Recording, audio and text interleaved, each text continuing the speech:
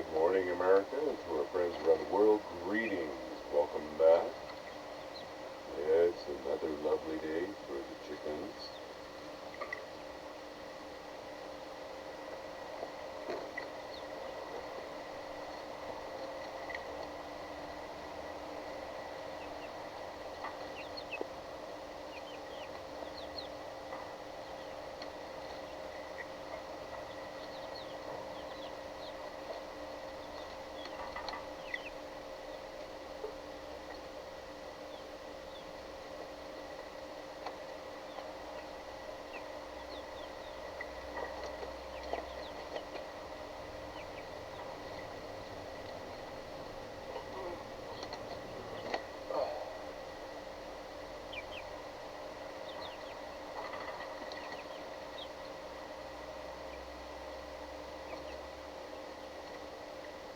Get started here with something.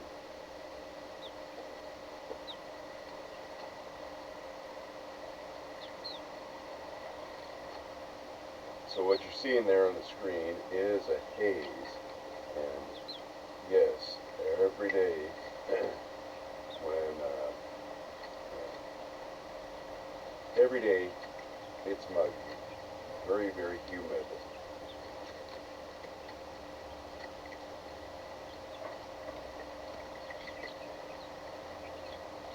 But these chickens seem to enjoy the humidity. They congregate near the heat lamp. They do their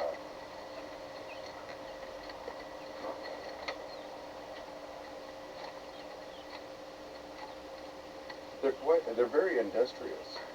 I put cardboard down because the wire mesh, from what I've come across, has stated that it's not the best situation for the chickens for their feet. So I put cardboard down on top of it to keep them, so that they're okay. And they're very, very, very industrious. They have wings, but they don't have hands, right?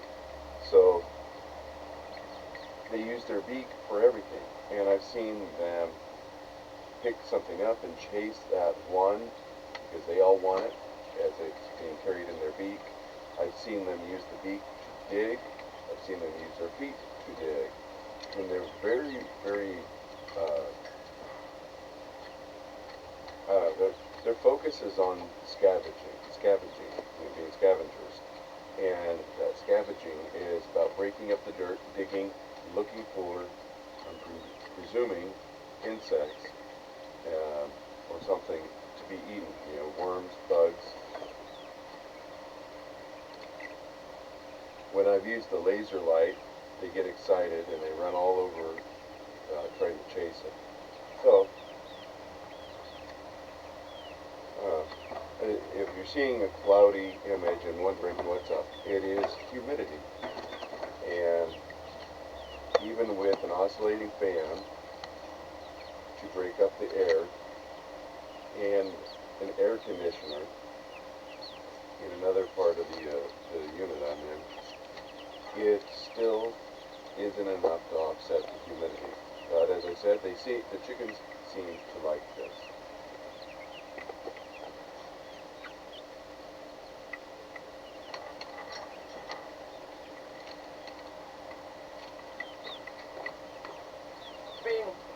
So is Trump now going to be accused of being anti-Trump as the plan has changed? And it looks like we avoided this disaster. You might emotional support thing, bro.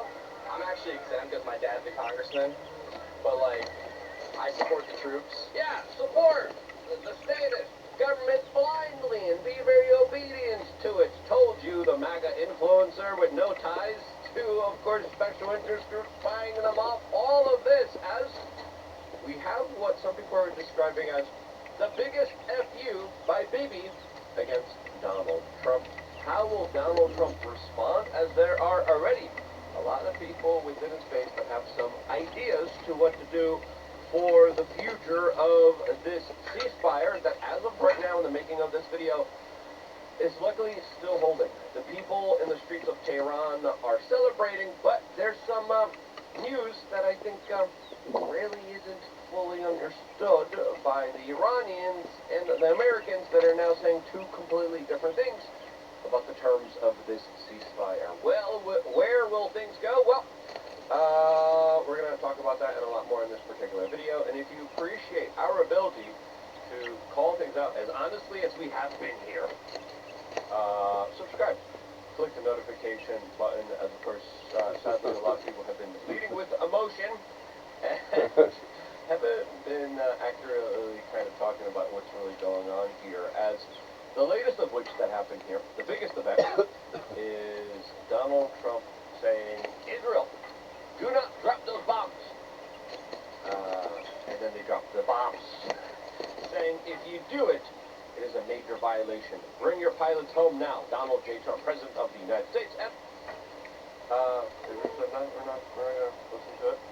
As Donald Trump came out in a very aggressive statement, predominantly against Israel, this morning as he was on his way for a travel NATO summit trip that he had planned. Trump said Iran and Israel both violated the ceasefire, but clearly you can see here he has been very frustrated as expressed here. Now, there could be a conspiracy regarding this. We'll tell you about the conspiracy in a little bit, but here's the full clip, and it's just full extent.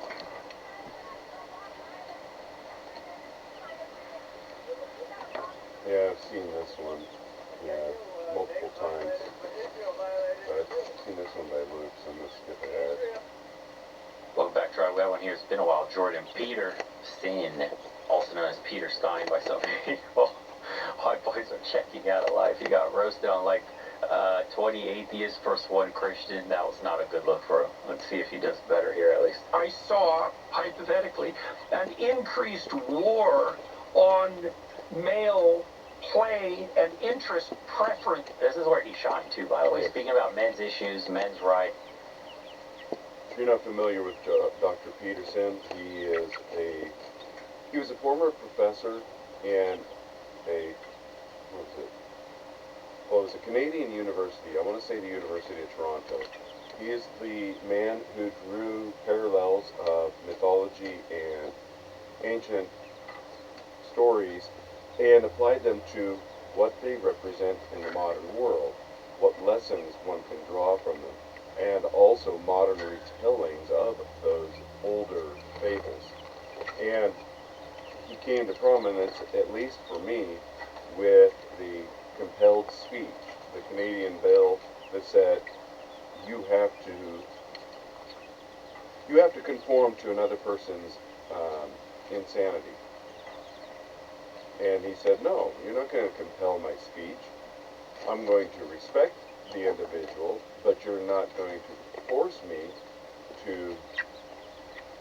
And that's when I became more aware of him, and that's when I started hearing what he said directly about, what boys are up against. His interview with Camille Paglia was probably, 10 years old. It's very good. It's worth watching if you haven't seen it. And, the LGBTQ issues, language, and how important speech was and words mattered, and a man finding his purpose in life, how to attain happiness if possible, stuff like that. How to pull men out of depression. That's where he was shining. Then he went off on some weird religious thing. Yeah. That made itself manifest, I would say, with the hyper-feminization of the school system. And then, as well, there was the communicated insistence that male ambition was toxic, that competitive games were bad, and that, to the degree that the patriarchy is a corrupt institution, that any sign of that demand for victory, let's say a competitive victory on the male front, was actually a sign of psychopathology. So I think part of the reason that the boys have been demoralized or are failing to participate is because they've been demoralized, and that's provided them also with an excuse to be irresponsible.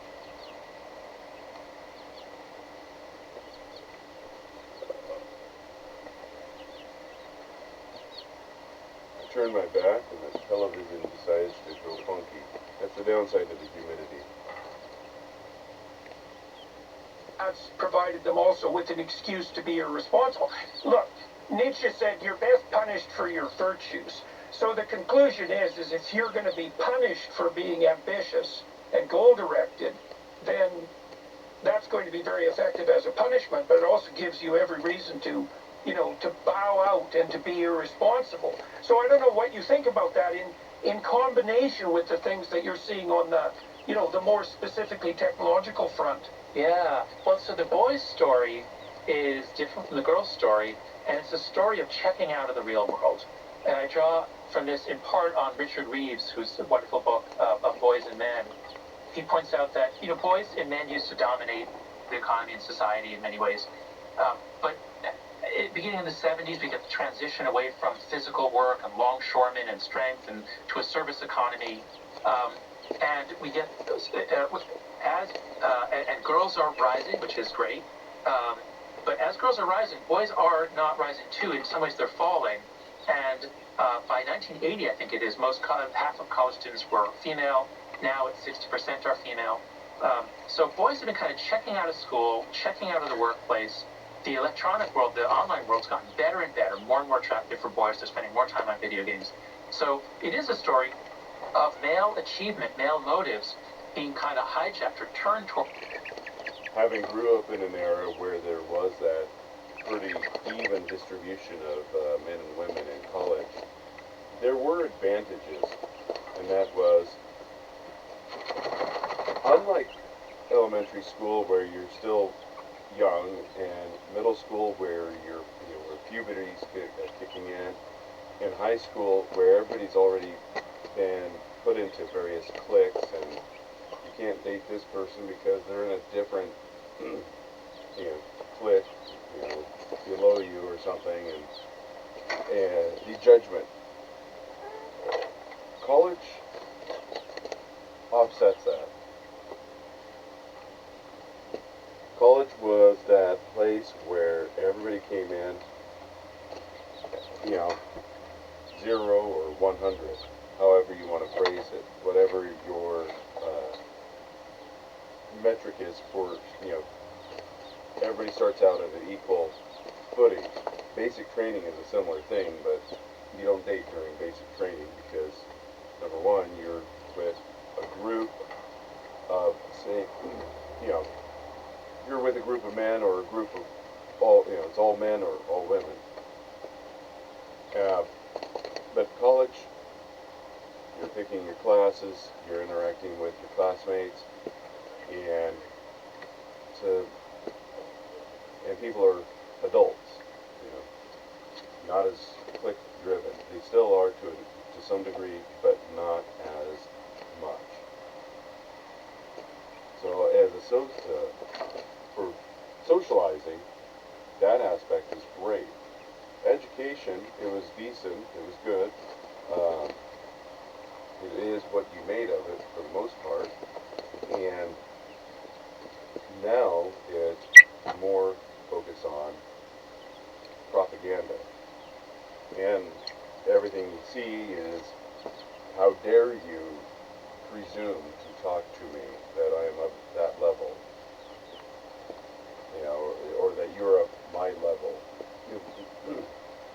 So it's a very night and day difference. These trivial, pointless pursuits that don't add up to anything. And so I would agree with you about the discouragement of male ego, ambition, desire to be great.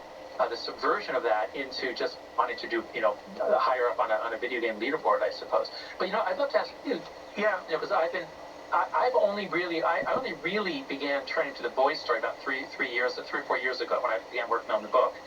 You've been talking to young men for a long time now. Mm-hmm. What do you see when you look at the malaise among young men? I mean, part of it's what you just said about, but just what's your diagnosis about what's happening to young men? Is it depression, anxiety? Is it hopelessness? What do you see happening? Well, a huge part of it's fractured demoralization. Like, one of the things I've really noticed, it's quite the stunning and horrifying thing to see, You know, I think the biggest impact, what I've said on young men, has been my drawing of a relationship between meaning, adventure, and responsibility. It's like, well, and you know, you touch on this in your book, like one of the things you point out. So let me take a bit of a side with. If you're already, as I said, if you're not familiar with Dr. Peterson, he wrote a book. He's written a few books. The one that was, I don't know, popular was what was it, 12 Steps. You know, step one, clean your room. You know, the whole idea of if you're going to go out into the world and condemn it and expect to bulldoze it and rebuild it in your image, you might want to start with your immediate surroundings. Make your bed every day. Keep your own room clean. And once you're able to do that, start expanding your circle more, you know, a little bit more every time you make that accomplishment. The other one is he touches on responsibility and the call to adventure. Number one, the responsibility thing. He is, one of his quotes is something to the effect of, do something hard. Be that person that when the family member dies, you're the one that is anchored and grounded and capable of getting things done and keeping everybody on task, focused, and processing forward in, you know, the greed, the survivor's guilt, whatever you would want to call it. And the third part is the call to adventure, and that ties into what I was describing, that if you go back on YouTube and you watch his older lectures from 10, 12 years ago, you'll find a lot of it deals with drawing on these fables, applying them in a modern context, what the modern version of the story, or how it's being presented, and what it is that's the appeal, in particular to young men and boys. And I wouldn't even say just young men. I would say men and boys across the board. His route here. When the big five theorists were laying out the semantic webs associated with negative emotion, neuroticism, McRae, in particular with the Neo Big Five, noticed that self-consciousness and neuroticism were so tightly associated semantically that they were indistinguishable. So here's the rule. This is the rule, and you allude to this. If you think about yourself, you are going to be anxious and miserable. Those are the same thing, and you know that when you're possessed by a bout of self-consciousness. It's not pleasant. Okay, so then you might say, well, what do you do about that? And one answer would be, well, don't focus on yourself. But you can't not focus on yourself. You have to focus on something else. Okay, so what do you focus on if you're male? Well, you focus on responsible service to the future and others. Well, why? Well, because that gives you what you described as that slow dopamine kick. It's like that's where, and that's not happiness, it's meaning.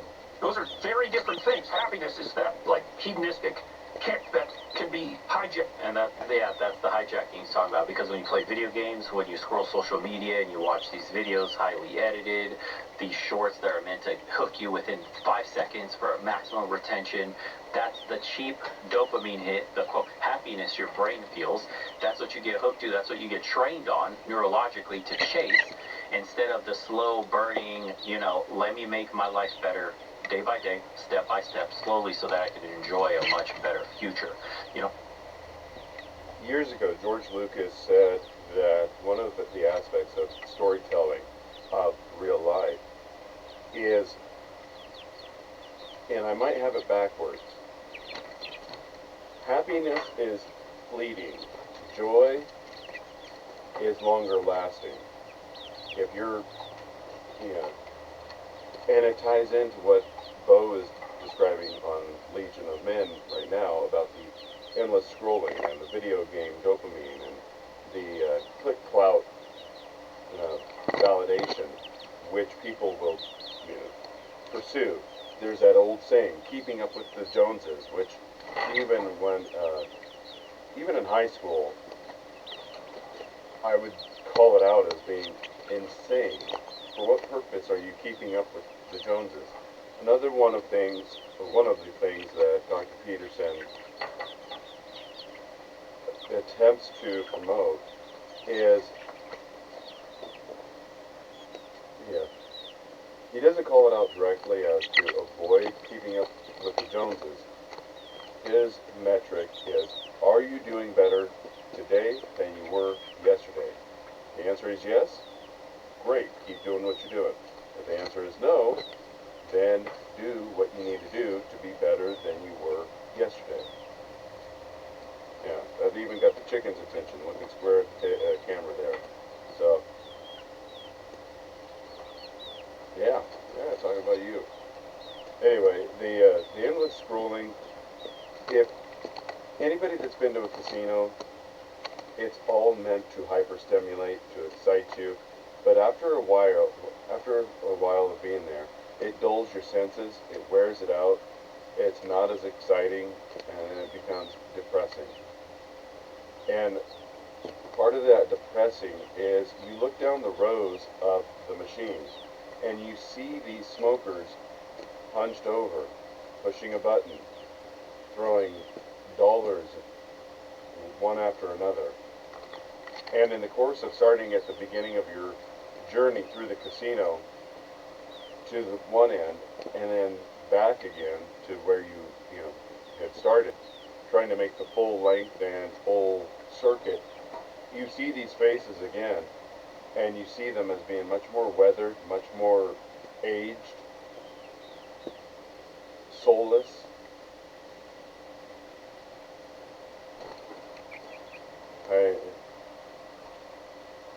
But that's, game theory, as was described by the guy that did Napster, Sean something or another.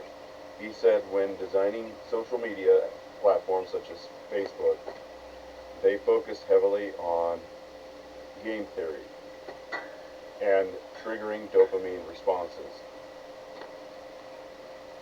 The dating apps, I suspect, are the same way. It's just enough of a tease to keep you coming back, but not enough to actually land the fish. Alright, let's see what else is going on here. Like, guys aren't motivated anymore by enjoying, the fruits of their labor later in life. And Tim Pool brings this up quite frequent in his productions, and that is planting the tree, building the park. Something that you will never see, but it will be done for the benefit of those who are going to be coming after you. That is a sense of purpose, and it's a very simplistic way of looking at it. It is a way that you can look at how you're doing your life. What is it you're doing? Okay, in my case, I've got these chickens, right? Yeah. They consume the seed, they kick up this dust, they kick out the dirt. They don't like to be held, they don't like to be petted. And cats are temperamental, but boy, chickens are skittish. They're quite dirty animals. But they're very industrious animals too. Without trying to lose track of what I was wanting to focus on, there is a reason I'm doing this, and I make the joke, it's to have enough eggs to make eggnog. At some point in the future, a goat would be great. Get goat's milk, make eggnog with goat's milk. Whip it up into a nice frothy, creamy substance, mix it with the eggs, with all the other seasonings. The other part would be homemade ice cream, homemade goat's milk butter, goat's milk ice cream. I'm curious how that would taste. I live in a region where Tillamook cheese dominates the area, and they produce phenomenal products, but it's all dairy based, cow based. So I've had feta cheese, which I think is goat, but anyway, I don't want to get too far off tangent.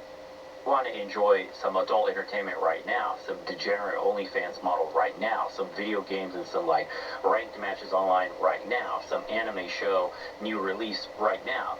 And when you couple like, you know, that instant hit versus, man, I need to go to the gym for hours, for days, for months, potentially years until I see the dream body I want. Man, I need to work really hard at teaching myself a skill that's going to make me some money one day. And I don't know if that's going to be 6 months from now or a year from now. Who knows? When you compare those two and weigh them, like that kid's done for. That man, his brain is fried. He wants the hit now. So instead of building a business, I'll just jack off. Instead of going chasing that girl, you know, or going to the gym getting a good body, I'll just play some Call of Duty with the boys. Whatever it is, you know, shit like that. It's really hard when the reward system in your brain got completely jacked as a kid. You know, like tablet kids, iPad kids. You put that shit in front of them, you fuck them up. That's why they have temper tantrums. That's why they go wild when you take the screen away. They're like dependent, man. Not like a chemical dependency that a drug addict has, like needs crack to function and shit, needs heroin to make it through the day, or, you know, meth. No, but they have an attention deficit, an addiction. They're dopamine dependent, and like it's insane to see. Watch iPad kids throwing tantrums, and it's not just children. This shit follows them into adulthood. Like, you take a grown man's tablet away or a woman's phone away, and they completely flip out, dude. It's insane what this stuff does to our brain. We're gonna, like, in the future, this stuff's gonna be looked at like how cigarettes were looked at when everybody and their mama was smoking, even when they were pregnant, and then the, you know, health community was even saying, like, doctor recommends a cigarette a day. Oh, you remember that shit? Like, cigarettes are actually healthy for you. The industry was completely hijacked. Our industries are completely hijacked right now. Can you imagine what knowledge we have in the future of seeing how detrimental this is to a person's well-being, their longevity? Let me know. Did you grow up in an era where you walk inside the restaurant and the first thing you see as you step through the door is the ancient vending machine? Yeah, the push button. It wasn't the digital display or the graphic display interface. It was the variety of cigarettes. You dropped your coins in there, you pulled the lever after pushing the button, and it would drop out a pack of cigarettes. I remember going through Safeway, and people would be smoking while shopping, and it wasn't full of cigarette butts, but there was cigarette butts throughout the store. And it was one of the jobs of the courtesy clerks was to go through and sweep this up to keep the cigarette butts off the floor. Granted, this is way back to 40-some years ago, but that is how things operated. People could fly and smoking or non-smoking. There's that joke from Airplane. Do you want smoking or non-smoking? And he said, smoking's fine, or something like that. And the ticket agent hands him the ticket with smoke coming off of it. Yeah, but back at that point, when the movie was made, when people traveled,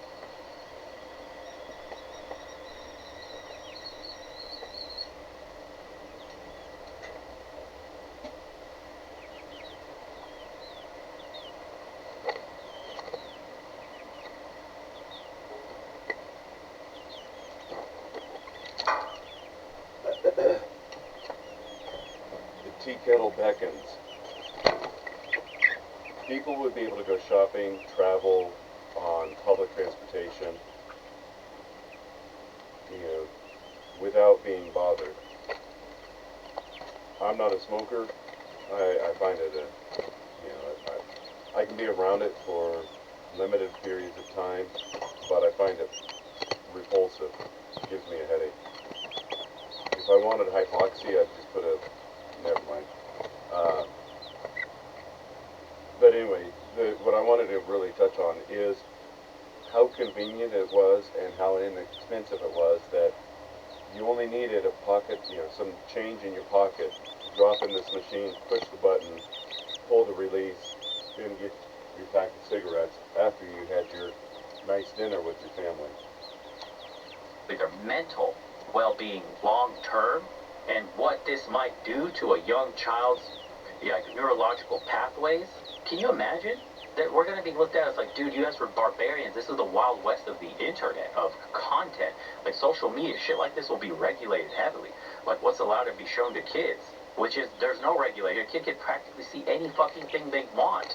Bro, you open up a brand new YouTube account, you could say you're a child, doesn't matter, you're going to get some chick shaking her ass. You go to Instagram, there's chicks that basically softcore corn on there, just released on their pages, linking direct to OnlyFans. Like this is wild. It's not just that society doesn't have a payoff. It does. The payoff is just too slow. And some men rather get it now, which is what video games, which is adult entertainment, which is like super degenerate shit like that gives them. It gives them a payoff now for very little work. And the incentives are huge. Feel good now versus feel good later. It's fucked, dude. Everything is... Yeah, by the AI machines. Meaning is less intense but more sustaining. Okay, so where do you find that? And that's simple. You find that in the adoption of maximal responsibility. That's burden, that's challenge, that's play if you do it right. That's also the sacrifice that civilization is founded on. And one of the things that we might note, Jonathan, is that the default man is useless. Right? So, so for example, I'm going to get myself in trouble here, but I don't really care. So, in the Arab world, broadly speaking, the Arab world produces about as much as Spain. Okay, well, why? Well, it's part of the reason is the men don't work. Now, that's not surprising. What's surprising is that any men ever work, because work is difficult, and it requires sacrifice. And so the question is, and this is the anthropological question, the question of initiation, how do you socialize and civilize men? Because the default is going to be trivial hedonism. Now, of course it is, because it's easier. Of course it's going to be the default. The default's always what's simpler and more fragmented. Well, you tell them a story of heroic responsibility, and you draw, even more importantly, you draw a connection between responsibility and adventure. You know, and so it's so interesting because so many men have reflected this back to me, and I literally mean thousands.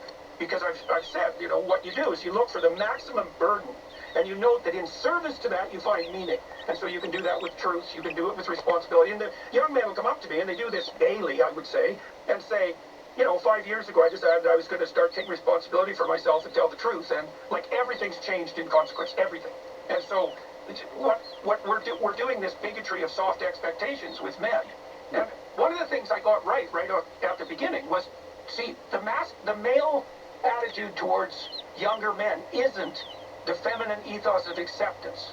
So you can imagine the dynamic in a family is that, this is a stereotype, but I'm going to go with it anyways. The mother says to the child, you're lovely the way you are. And the father says, I kind of like you, but you could be a lot more. And those are good. Those are really good together. You know, because when the child goes out from the mother, he's encouraged, let's say, by the masculine, go out.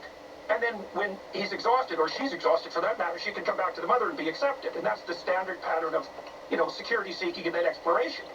Now, what I've been doing with young men is saying to them, you could be a lot more than you are. And it's an insult in a way, because it means you're not good enough now, but it prioritizes the optimized future self, and that's actually hugely advantageous. You know, and this is a very powerful thing. This is something that each of you will have to come to terms with on your own. To put it in perspective, I have left out a good portion of who I am and what I've done in my life. There's things I've mentioned, you know, knowing how to fly an airplane, you know, having gone to, you know, military, then in the civilian world, going, you know, being educated in aviation and, you know, flying, having done security-related work, becoming a private investigator. There are, you know, there's that part. But there's other parts where there was a point, and maybe, you know, oh, that's just a midlife crisis. Okay, that's fine. I looked at my life and I did an inventory, and I looked at other men, you know, in particular, and decided that my achievements weren't sufficient, and I needed to do something to shore up my skill gap, which is part of the reason how come I'm where I'm at now. I walked away from it all. I turned my back on it all. It was I made a complete clean break. I had stuff going on that I don't want to say made it easier, because it didn't make it easier, because this has been a very, very difficult period of time. But I did a skills assessment inventory and looked at the things that I wanted to know. And then on top of that, I've lived in the wilderness. I've lived it, I survived with it. All my tools were stolen right before this. Virtually everything. I was practically begging for simple tools, whether it was just a tree saw. I was able to barter for a tree saw, which was a lifesaver. But my shovels, my axes, all of that, all of it was gone. Anyway, I survived. I survived through the winter in the Pacific Northwest, and on a mountain and in the wilderness. I survived. The cats survived, and we did that from December to mid-March a few years back. And I was able to write down, take notes of what it was that I was going through at the time. And aside from the being angry at different points, frustrated, I was able to write down what it is that would have made my survival more effective. What skills, what tools. Perhaps it's a bit extreme for some of you, but it is something to which most of you could do. It was considered back in the day a rite of passage that young men were expected. Even when I read to you Brave New World several months ago, that was one of the things that John, the character John in New Mexico, had wanted to be a part of. He wanted to be accepted by his peer group of other boys. He wanted a father figure, mentor father figure, to teach him these skills, and he wanted to be rewarded with the rites of passage, and most often he was denied that opportunity. And that is what's going on a large nationwide or societal-wide scale, is this denial. And it's not just the current generation of men and boys, it's essentially from the 70s on at least, if not beyond that. So I think what we're doing that's wrong with young men, well, and I think we're doing it to young women too in a more subtle manner, is not requiring or even demanding nearly enough. So they default to trivial hedonism, obviously. Yeah, see, and look at the comments. If there's nothing to win for playing the game, there's nothing to lose for quitting it. Why work hard when you don't get justly rewarded? We're treated like cattle. Women are more promiscuous than ever. The idea of creating a family is over.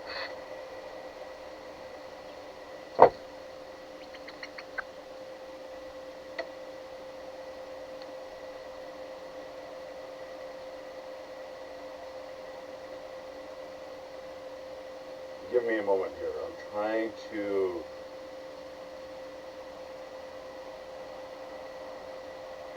get my thoughts to get this.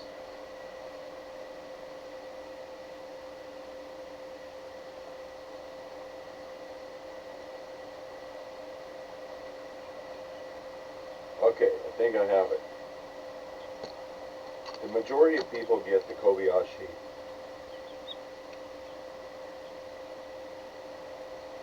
The majority of people get the Kobayashi Maru test wrong. They get it wrong because they're more concerned with the mechanics of what was the test. How,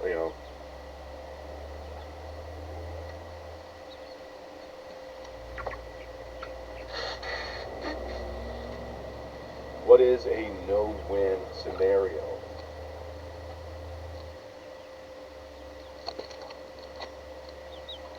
It's an analogy. It is a test that is a microcosm, a microspec, whatever you want to call it. It is life.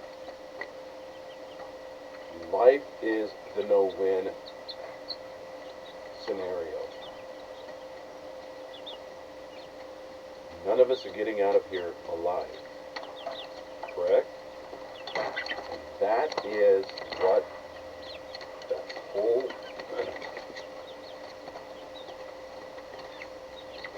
that whole test was about. Was so the Joker in The Dark Knight says to the detective, "How many of your friends have I ended? 5, 10? I knew your friends better than you did." What he's referring to is in a desperate moment, in a stress moment, who it is that who you are. You're not going to know who you are until it matters. You're fighting for your life. And that's what the Kobayashi Maru was meant to symbolize, is life is a no-win scenario. You're not getting out of this alive. You don't know whether or not you're going to make it, but let's find out what steps you're going to take to do what steps do you take to attempt to overcome that obstacle? Do you cower under the console? Or do you stand up in the middle and face all the heat and shrapnel? Or do you actually start prioritizing what it is that needs to be acted upon and proceed deliberate and focused? And there's so many different varieties. It's not that he changed the rules. It's not that he cheated. That's a distraction. The Kobayashi Maru is an allegory for life. Because not one of us is getting out of here alive. And once you recognize that, you're going to understand that. And once you recognize that when you face death, for yourself especially, you've been put in that position where everything comes down to you, that you're that linchpin. You are the weakest link. You remember that game show for a period of time? You don't want to be that weakest link. You want to become that one that is capable of carrying that large thing. Phil Labonte on the Timcast IRL makes reference to it quite often. Find heavy thing, lift it. That's all it really comes down to. Is it's not about a disincentivized game. It's a matter of defining your own purpose. Oh, but that's easy. No, it's not easy. I've dealt with men that before death that I was attempting to help figure it out. My best friend here in the last 5 years died lamenting that another couple stole the property he was interested in. And I call him out on it, saying, no, they didn't steal anything. You were fixated on just one property. You should have had 5 to 10 that you were looking at. You never fall in love with the property. You acquire the property and you build it to what it is you love.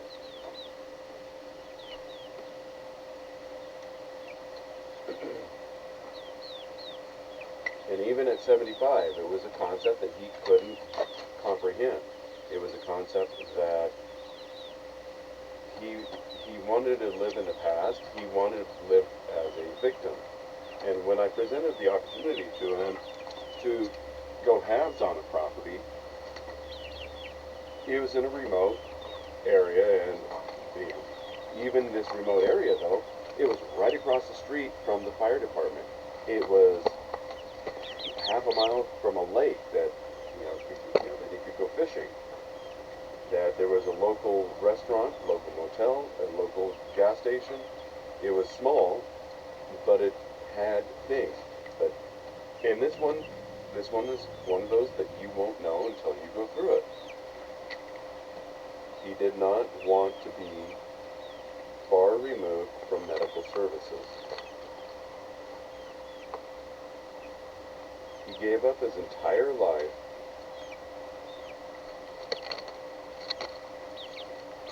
to live in squalor out of fear. That is what most of us wrestle with. Not just daily, probably hourly, or even minute by minute. Dr. Peterson makes reference to it about being self-conscious. And that is the aspect of it, is that when you're stuck in your own head, you become anxious. And part of that anxiety is fear. Fear of failure, fear of being judged, whatever. And you have to make those decisions. What is it that I'm going to do? Am I going to endlessly sit and scroll through this, or am I going to look up the latest big booty to pleasure to? Or am I going to go outside and at least go through my neighborhood, picking up the trash that I see, attempting to beautify my immediate surroundings? What skills am I going to acquire? Can I parlay this into a service that people would pay for? It looks easy. This is the reason I've been uploading, not lately, but my Dutch language learning, is to demonstrate it's not easy, but it requires persistence. Weight loss, it's not easy. Muscle gain, that's easier, but not much. What it requires, though, is persistence. Bo Refek had a guy drop a C note to say that he lost 270 pounds in the period of time that he's been watching his Legion of Men. 270 pounds. That's 2 adult women. That's fantastic. It's sucky that he got to that point, but that's fantastic that he dropped that much weight. Fantastic for him. And it can be done. I met a man in Seattle years ago who made a massive transformation almost to that level. And I asked him what it was that he had done. And he said he ate chicken breast. He was very detailed and precise about the amount of food that he ate and what kind. And he was pretty much limited to chicken breast to keep his calorie count down. And it was transformative. I mean, I recognized him because he has a very recognizable face, but his size was 50% of what it was. I've experienced this myself when I just keep myself to ground turkey and chicken breast, skinless, boneless chicken breast, just a couple hundred calories for each item. Measure it out for yourself based on what it is you do for the day, and you find, you'll have plenty of energy, and after a while you just get used to it, and it's going to come off. But it requires persistence, dedication, and focus. The same thing with skills acquisition. I'm not a mechanic, but, I've had limited success with doing mechanic type stuff, whether it's the simple maintenance of taking tires and rotating them, to replacing brakes, to doing a component change out that requires not screwing up the serpentine belt. But it freaks the crap out of me, because a serpentine belt, if it's done wrong, is going to totally destroy your engine. But the persistence, that kept me going. And you are capable of this also. I know somebody that I bought like a traveling painting easel from, a year and a half ago. And I asked her for what reason was she selling it. And she said, oh, I tried it, I wasn't any good. And I attempted to call her out on it, saying, you know, it doesn't come overnight. It requires persistence. Liberal hive mind made a reference to this because apparently his brother is an artist, and he said that practicing it wrong is bad because then you end up having bad habits and bad technique. But there are so many videos out there and so many classes that, that are offered that one can learn this stuff.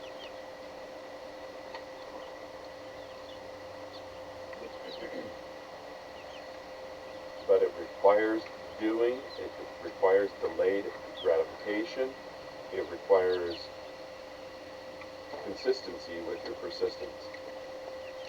This has all been evilly orchestrated and blatantly obvious. Who are we fighting against? The wrath of built-up anger from men is bound to explode. It isn't. It isn't. Because this right here, nothing to win, there's nothing to lose for quitting. Quitting. Quit. You know, quitting is essentially a slow self-ending.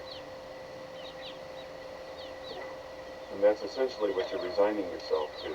Apathy to a slow versus the the more rapid ways people usually take with certain items or doing sharp objects in a bathtub, whatever. And that's not the way I would ever encourage anybody to do it. I would encourage somebody to acquire those skills, those abilities, to make a list. Dr. Peterson even has a program. It's a 5-year mapping program where you write out what it is you want to have achieved in a 5-year period. Because once you've written it down, it's almost as if it's a self-contract. There is something about writing it down that makes it real. Don't talk to other people about it. Oh, I plan on becoming a rocket ship pilot. And people are going to tell you how come that's not realistic. I will tell you personally, right up, I've always been interested in flying. All my life growing up, what I heard is, that's nice, you'll never be a pilot because only gods are pilots. Then I went in the military and I found out that the pilots are essentially scholarship kids. When I say scholarship kids, they weren't academic achievers. They were ROTC scholarship. They were midwits. They weren't nitwits, but they weren't smart. They were competent at being able to keep their weight at a certain level and to show up early and get their job done. That's all they were. And that's essentially, mentally handicapped people do that. Yeah, because, and I'm not trying to disparage anybody, I'm just calling it out. Learning how to fly an airplane is daunting at first, but once it clicks, it clicks. And you don't have to be a god to be successful. You don't have to be a god to be competent. And this isn't just with flying, it's with anything. You have it within you to achieve. You have to be willing to sacrifice what it is that's your current routine. Have you made your bed today? If you have animals, have you fed your animals? Have you treated them well? Have you treated your neighbors well? Have you picked up your area? Have you, so if you've made your bed, have you swept your floor, vacuumed your floor? Have you done your dishes? And progress outward. And once those are done, start making a list of things that it is that you would like to do. I would like to learn this. Well, write it down and start taking action, even if it's just watching videos. I want to do basket weaving. Yeah, everybody makes fun of it until society collapses. Or you're out in the wilderness and you have no way of transporting what it is that you need to transport. And you find out basket weaving isn't all that of a skill to have. And I will tell you that survival school for the military, one of the first things they do is teach basket weaving. Because you're going to need containers. You can't just go to Target or the dollar store and buy cheap knockoff versions of Tupperware. You have to make it. You've got to have something to collect your berries in, something to keep your rabbit meat in, something to put, as long as it's capable of holding it, to contain your water. These things are practical to your surviving.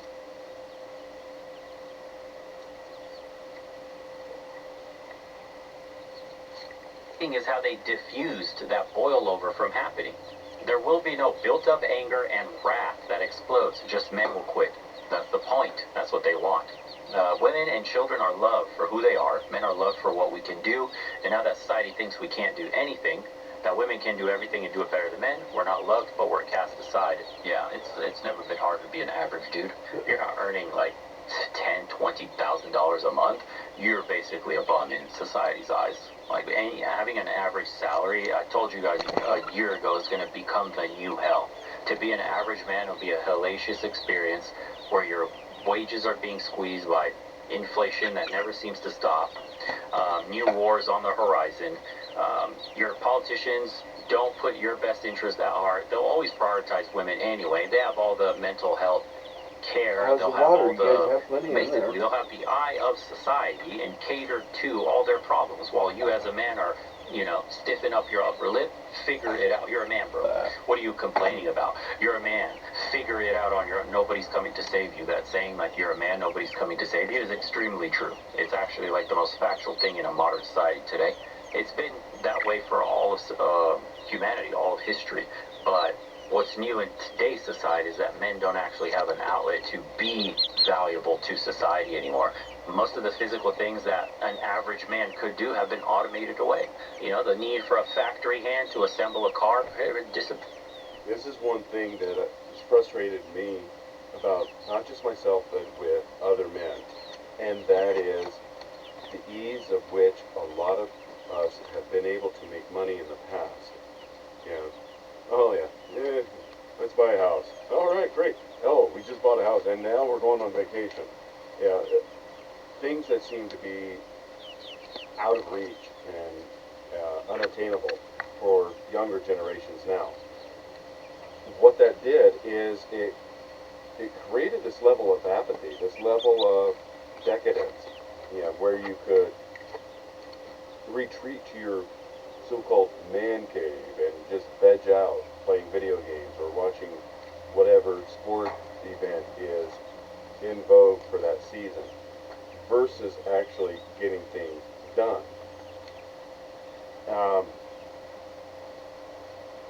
And as you go through life, you're finding out who various people, who they are, what they do. Years ago, I met this guy who worked for Microsoft, I think it was. And I went over to his home, and we were talking, and he said, oh, it's on my computer. Went to go, he's like, yeah, I never turned this thing on. And I thought, wow, you work with computers all day, but yet you don't do anything with it at home. It was a very novel concept for me, and that was, he was so desensitized to computers that he took something that was originally a passion, and then it became a mundane, which then was a blessing because it allowed him to focus on developing other skills, and in this case, hosting a poker tournament and socializing with other men. So it was a win. Instead of being fixated only on playing a video game or endlessly scrolling, I don't know if they had that back then, or whatever it is that would capture somebody's attention, he was able to develop a social network, acquire a new skill, And in the process of acquiring that new skill, he was able to um,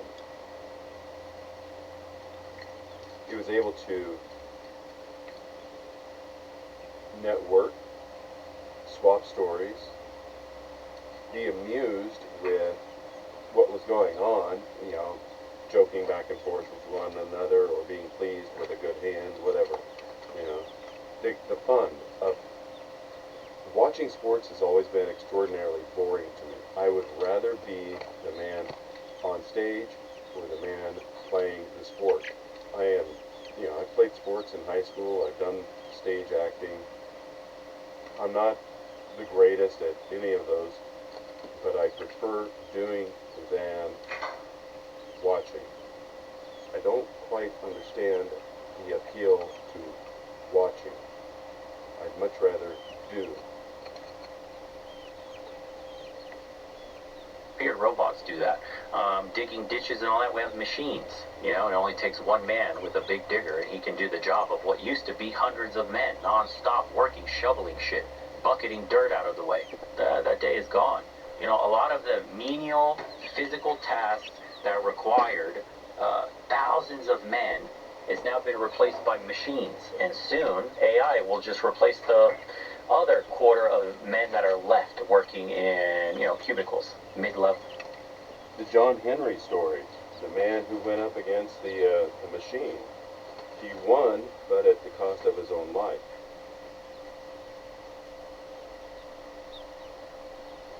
Which, if again, similar to the Kobayashi Maru, that is where your focus is on, is that, well, you're not going to win because you're just going to die. Again, it's not about that. We still know who we still know the story of John Henry. I mean, before he died, Patrick Swayze made a movie that profiled Big Blue, Paul Bunyan, John Henry, these American legends, and what it is that they were to represent. It's not, we're all going to die at some point. It's about what it is you do between those 2 points. What value did you bring to yourself and to your community? Full range corporate hires.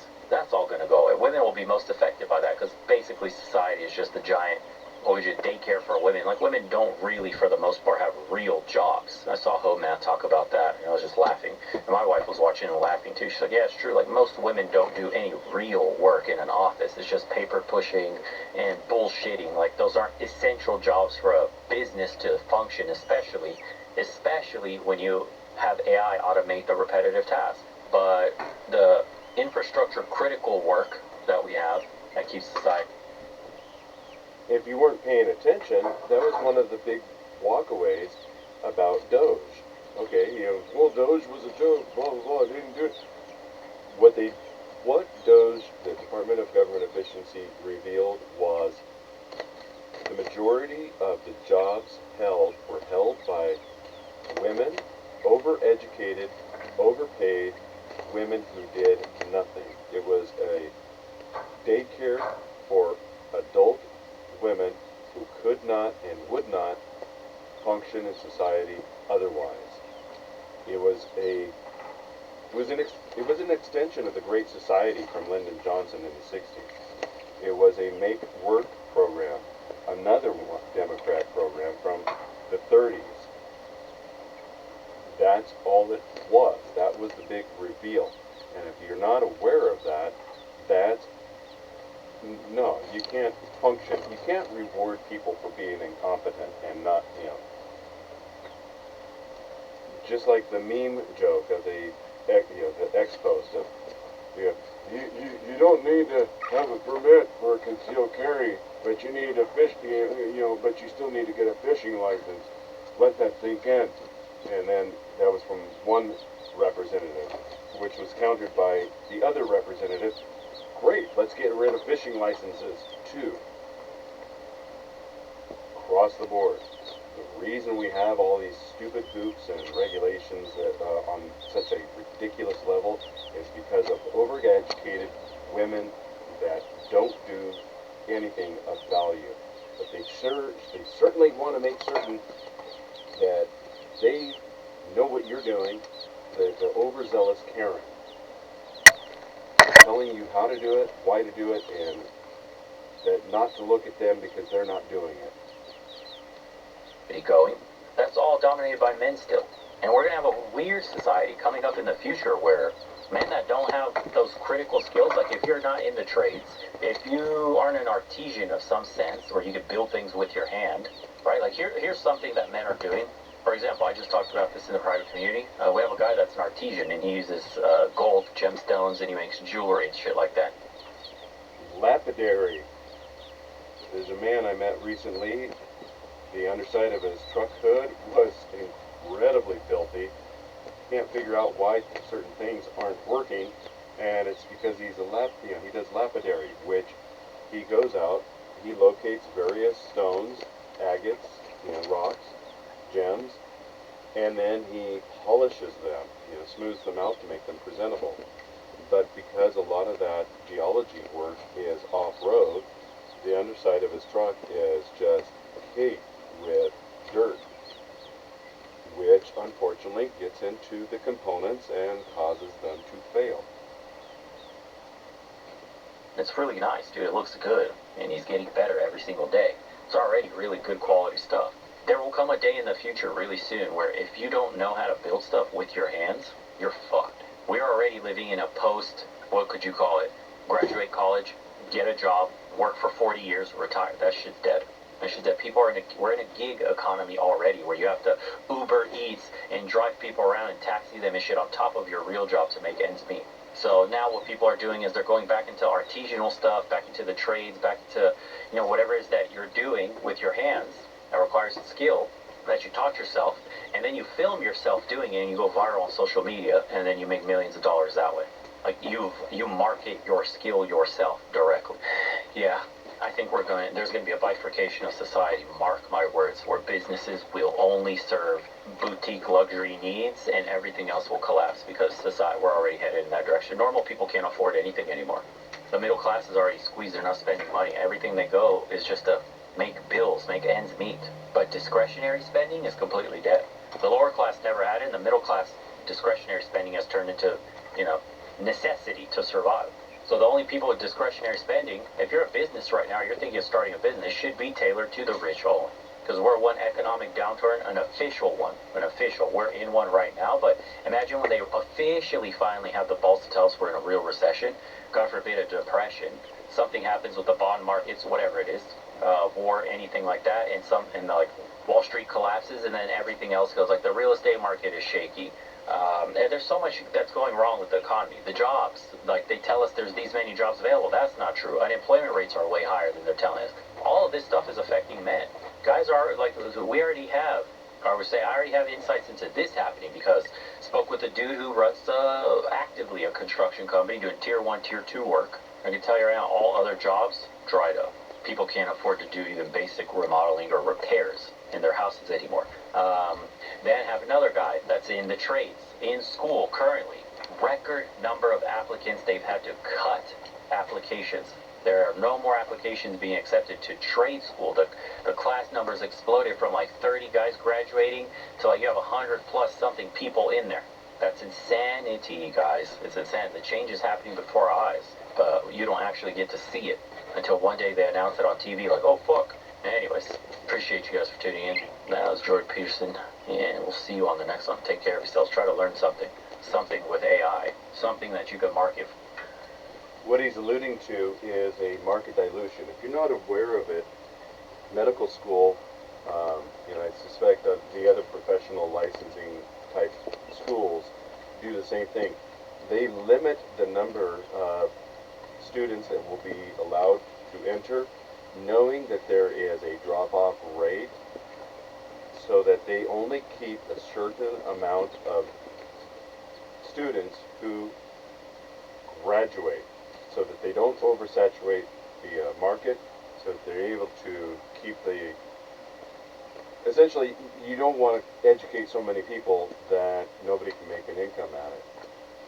And that's what he's, why the trade schools go from 30 to 100, and they're capping it at 100, because what's going to happen is you're going to have just an overflow of of the trades, and nobody's going to be able to survive because everybody's going to be out competing, outbidding, and it's just not going to work. It's not going to happen. So that's the reason behind that, and that's the reason that he's saying get on with learning AI. You need to learn how it works, why it works, and yeah.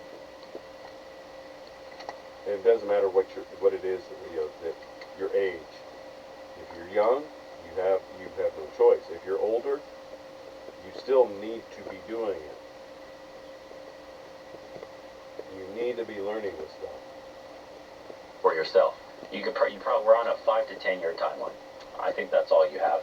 5 more years of GPT-10, GPT, whatever the fuck, Gemini 10 or Gemini Pro, whatever it is. 5 more years of iterations on this, it's over. You won't be able to tell what's real on video, what's AI. You won't be able to, it'll completely produce everything from videos like YouTube right here. It'll produce videos, it'll build businesses, it'll compete with other humans who also have AI-powered agents, personal agents helping them. It's going to be much bigger than the invention of the internet. It completely and radically change the way we live our lives.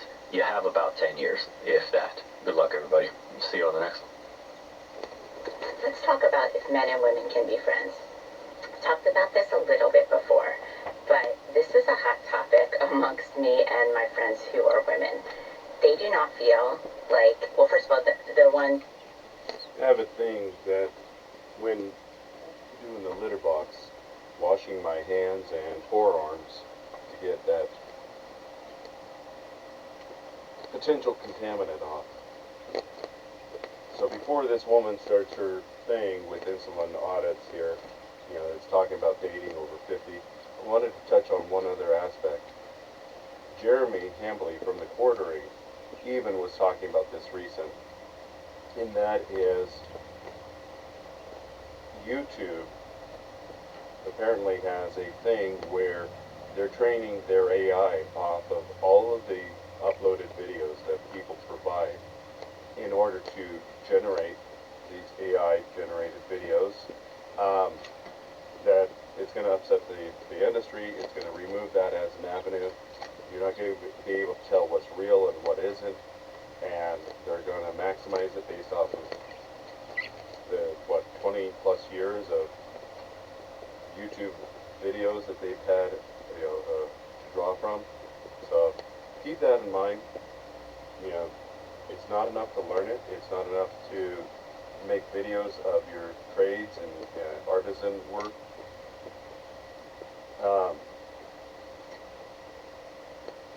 Just be aware. There's a lot of, it's pruning. Just as anybody who's done gardening, a lot of what's going on is massive pruning. And if you're not careful, you're one of the dead leaves that's going to be cut. Dating over 50, can men and women be friends? What do you think? I'm going to be direct and answer this one. I don't care. I don't have time for that. The friends, as you would call it, are the people that I meet, that I associate with the most immediate. Whether it's the neighbors, whether it's those that, for example, that you work with. But as anybody who's worked knows or lived in a community, those friendships are fleeting. That when you leave the job, you leave those friendships. Sometimes you got one or two that'll stick around, but generally speaking, you move on. And it's kind of a bummer, but as Harry met Sally or Sally met Harry or whatever the Billy Crystal movie was. No, men and women can't be, even after 50. that are married do not feel like men and women can be friends. They don't feel like they should have any female friends or that their spouses should have female friends. I think this is insane. When I was married, my ex-husband had plenty of female friends. Now, before you're like, oh, you're not married anymore, that had nothing to do with our divorce. Um, but yeah, I don't think it's a problem. I think it's a problem if you're married and all of a sudden you're getting new female friends, yes. But if you had female friends in the past, I don't think it's a problem either. They also feel like if you're in a relationship with someone, you shouldn't have friends of the opposite sex. I also think that's not true. I have a ton of male friends. I will say the last guy I dated, he had it, well, not the last guy. The last guy was kind of the situationship, but the guy before that, he didn't like that I had male friends. And I think ultimately that caused issues. Even after. This is going to sound counterintuitive, but if you're listening to this, then you're probably already, as versed, if not more versed in this stuff. Bottom line, men can be friends with other men and with women. Women,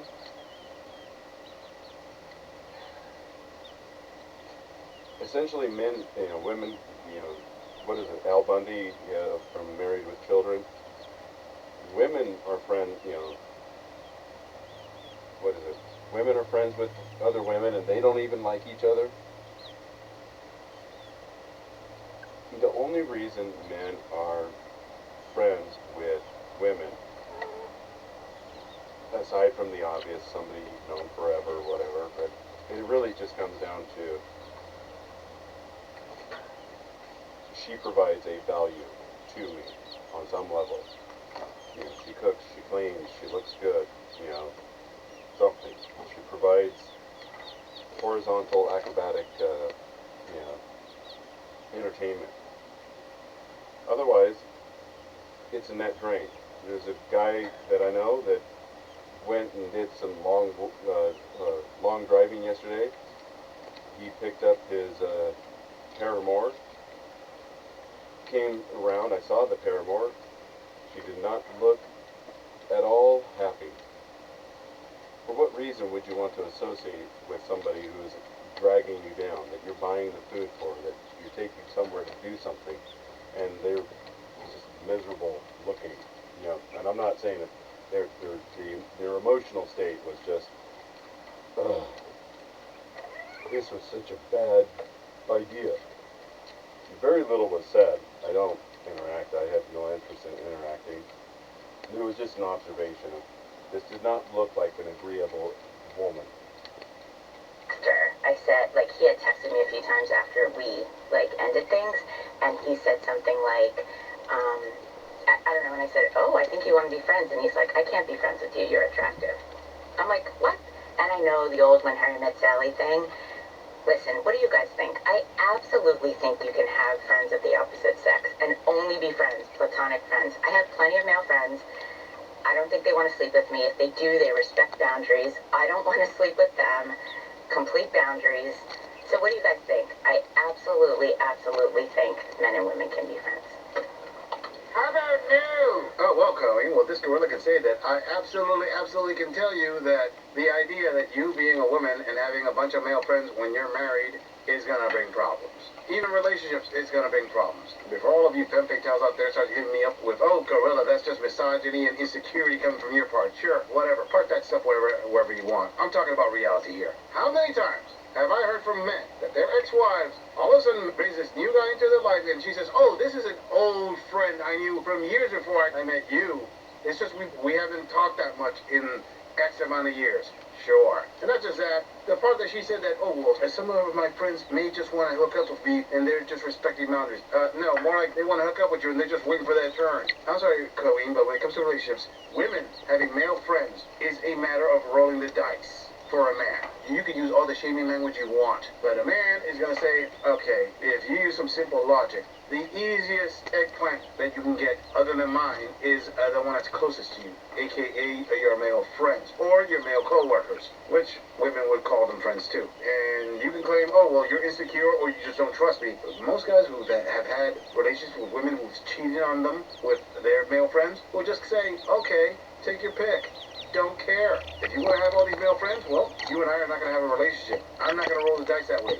Yeah, maybe it's strictly platonic, and maybe it works out great in the long term, but also maybe not. Am I willing to risk investing my time and my resources and years of my life into a possibility of oops, you know, you were going out with George and years nothing ever happened until that one night you and George got drunk together in your friendly ha ha ha, and before you knew it, you slipped, you tripped, you fell into his bed, and then he toddlered you through the mattress. Whoops. Before we move on, I want to say I truly got to say thanks, man. If it wasn't for you, I wouldn't be here. And for those of you who haven't subscribed yet, I thank you for tuning in, and I hope you decide to hit that subscribe button. Moving on. Do you ever consider dating a younger man? I am 57 years old, and I just had a 30-year-old swoop into my DMs. I have daughters, 33, 30, and 26. We could literally be dating the same guy. I don't think I could do it. Now, there is a 48-year-old man in North Dakota that I would date, but I'm not dating, so I'm not going to do that. But the thing is, I think that it's just a mindset that us women really have to wrap our head around. Because if we're doing the friends with benefits and we don't want to get married again, like so many of us don't, why not find a guy, regardless of his age, that we have fun with? Because it's only temporary. So who really cares, right? Yeah, okay. That's where my mind is today. Have a great day. All right, first of all, Queen, I gotta say, you said that you have daughters that are around the same age of the 30-some-odd-year-old guy that wants to date you, and you said that he could possibly be dating all of you together. What makes you think that's not his plan? But the rest of your video, Queen, just showed a lot of cope. Number one, when you said, okay, women your age have to change their mentality to be with a young guy because it's just fun. Sure, tell yourself whatever you need to tell yourself to justify riding the carousel. That's an awesome excuse. But the one big giveaway was when you said how women your age, so many of you don't want to be married. Cap, total cap. Come on. But I'm sorry, the Queens your age are so close to retirement. The vast majority of you desperately want to be married because you want to be taken care of. Especially the ones that were not good at managing their money. And by the looks of the way you're dressed and the car that you're in, I'm pretty sure you're in that category of less than ideal money management. Moving on. What is wrong with people? Okay, story time. Dating over 50. Seriously? Okay, so, met a guy on Facebook dating. Thought I'd give it a try. Okay, so it's free. I thought, good way to kind of vet people without spending a fortune on finding a big, like, catalog of losers. Well, it's just a free catalog of losers, apparently. Oh, God, I guess I'm one of them. I was on there, too, so, but it just seems like, what is wrong with people? So, again, I agree. I meet this guy. We start chatting. We're getting along fine. But we're not really talking about anything real substantive. He wants to meet me pretty quick. Which is fine, because I thought maybe seeing someone in person over, you know, drinks in a public place is the best place to really vet someone. So I saw his picture. He was pretty handsome, I thought. But, you know, you don't get any of the specs on Facebook. You don't get the height. You don't get the build. You don't, and he did put a lot of pictures on there. I don't mean to be super picky, but I do apparently have a type. I like a man taller than me. And maybe that makes me bad, but it's just what I like. So I walk into this dive bar on a Monday night, and there's like, oh, maybe 6 people in there, and they all look to be like 60-year-old pathetic men. And this guy, I'm looking around, and I'm like, where's my date? And then he kind of waves at me, and it's this teeny tiny little man sitting up in the bar. And again, his picture had to be 20 years old. Just so aggravating. Be legit. My pictures are from last month. I mean, I am being real. I do not want to bait and switch. I do not want some guy to show up and go, you are not what I saw on your app. No, you're just going to wait until the first swimming pool incident, or the first time you come out of the shower, or, and I hate this, your whole face is on the pillowcase. Yeah, you know, the makeup transfer, gross. She's going to sink, Captain. sink. She's unsinkable.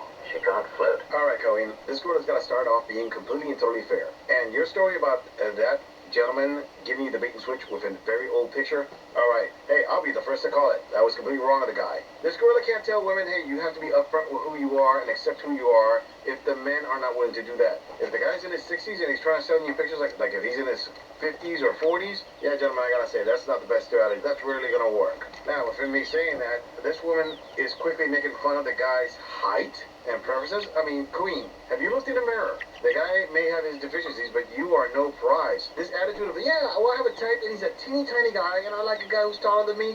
Sweetheart, that was like 20 years ago. You know what's funny there, sister? The guy's picture is almost as old as the requirements that you qualify for. I mean, when you said that Facebook dating is like a catalog of losers, and you said maybe I'm one too because you're on there, no, there's no maybe on that. You definitely are. Your dating pool is a shallow puddle. You don't have a whole lot to choose from. The problem is you go into these dating apps thinking that you're still in your 20s and early 30s, that you can demand a whole bunch of things. You can't. A compromise has to be done. I admit that this guy isn't the compromise that you need to do, but if you walked up and you saw him and you didn't like what you saw, just walk away. There's no need to make a video about it. There's no need to belittle a guy because he's genetically not gifted. How would you like if a guy made a video saying, yeah, this 50-year-old woman who probably has a batch of health issues came in the bar thinking that she still rocked it like if she was 25? That would be childish. Something that you really can't justify. So far, I think that both of you are equally wrong here. Another thing that has to be mentioned. Queen, exactly what did you expect to get off a free dating app? I mean, have you ever heard the phrase, you get what you pay for? You don't want to spend a fortune? Okay, well, you got what you paid for. A free date with a guy who's not your type. Listen, Queen, trust me when I say that the guys that are dating you are thinking the exact same thing. Yeah, I'm going to get a date with a dusty, crusty old woman. She may be younger than me, but that doesn't mean she's young. She's just younger. And I wanted to do a compromise. I understand that it's not a wet rainforest down there. It's more like a Sahara desert, but that's okay. I got plenty of baby oil and K-white jelly at the house, so we can make it work. Well, let's hear what else she has to say. So I go in and sit down. I'm like, okay, you're over 50. You shouldn't judge a man just by how he looks. You know, that was more my 30s. I should go for his substance. So again, here's another man who talks constantly about himself. Rarely asks me anything about me. Talks about himself, probably because you took a breath of stop talking and said, oh, that's interesting. I did X also. You know, not the little party drug, but, you know, activity X. Just based off of this thing, she is just a walking minefield of demands that she has no bank account to support. Just talked about himself and his, come to find out, soon-to-be ex-wife. Not even divorced, hasn't even filed yet. So that was already kind of like, oh, really? Okay. But, hello. You know, I wasn't really, like, looking to get married tomorrow, so if somebody was just going to be a friend or a casual something, well then, something political showed up on the screen. And I am not going to get into my politics, and I'm not going to even discuss his politics. But I made a comment about it, and let's just put it this way, we were not aligned. Not even a little bit. And he goes off on his political stance.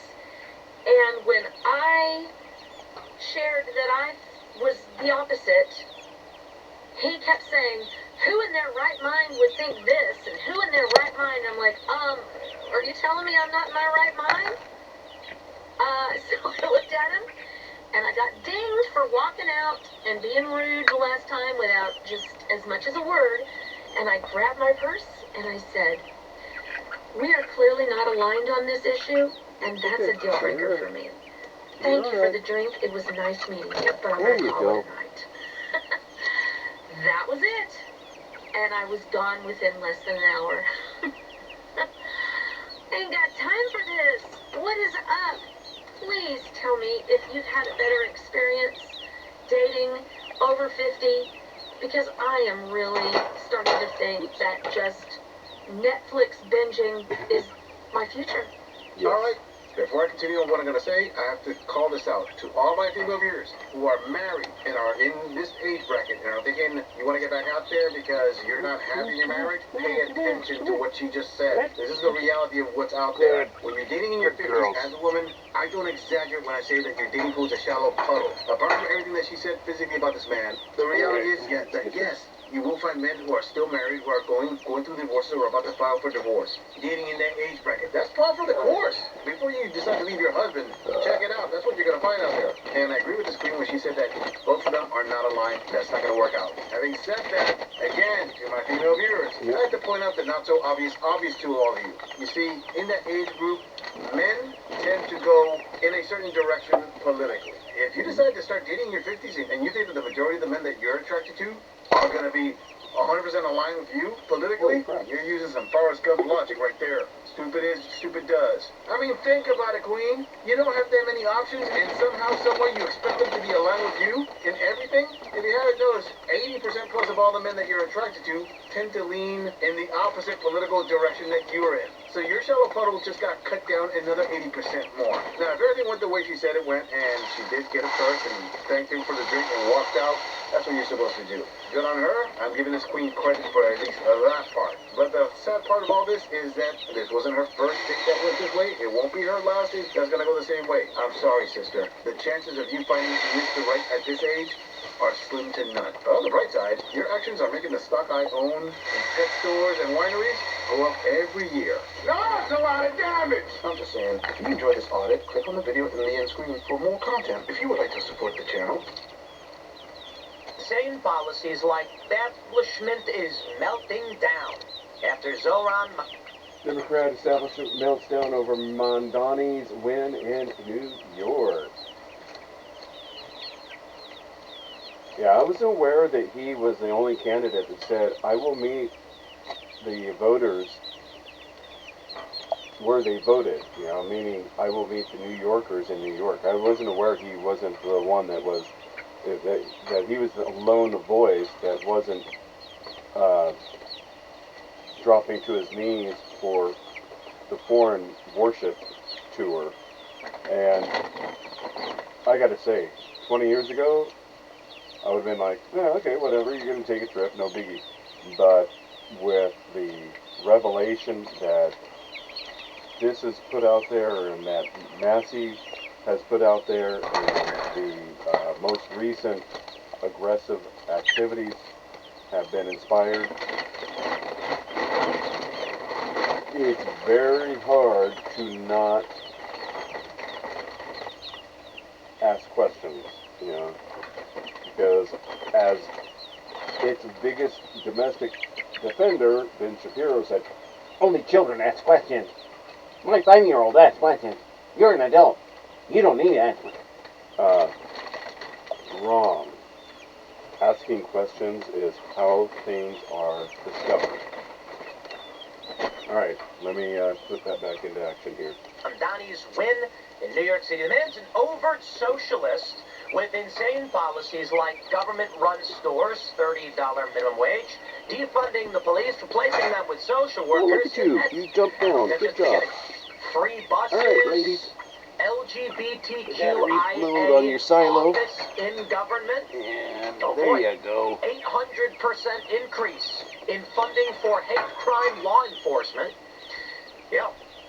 Already in New York City, the housing market is starting to break down. Shares in companies that hold real estate are dropping. And the famous story that we've talked about quite a bit is that as this billionaire guy who owns a bunch of grocery stores says he's going to leave because there's no way he's going to compete with government-run grocery stores. Oh, boy. I hope you all are ready for bread lines. Look, things like this happen all over the world. Socialists take power. And invariably, you end up with the same things. People go hungry, people lose access to wealth and resources, and that's what happens when a bunch of, well, I guess it's a fourth turning. When a generation is improperly prepared. Now, I don't know if there's a solution to the fourth turning, assuming it's correct, which states simply, every fourth generation you get a bunch of lazy, entitled crackpots. The reality may be that without experience of hardship, people tend to vote for things that are destructive. And Zoran Mamdani is another example. Now, he may be either dangerously stupid or dangerously evil. But for all intents and purposes, it's effectively the exact same thing. Now, the funny thing about this is I love watching the establishment Democrats self-immolate in chaos over what is currently going on with Zoran Mamdani. But at the same time, the deeper concern is that this will spread. So, if you're older, such as myself, you may remember this.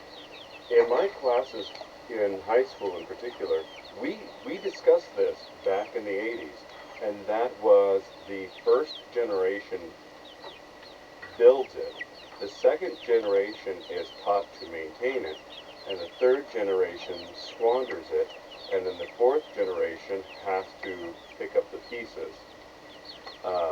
And that might not be the exact path of what the fourth turning represents, but this is something that I've been aware of because it was hammered.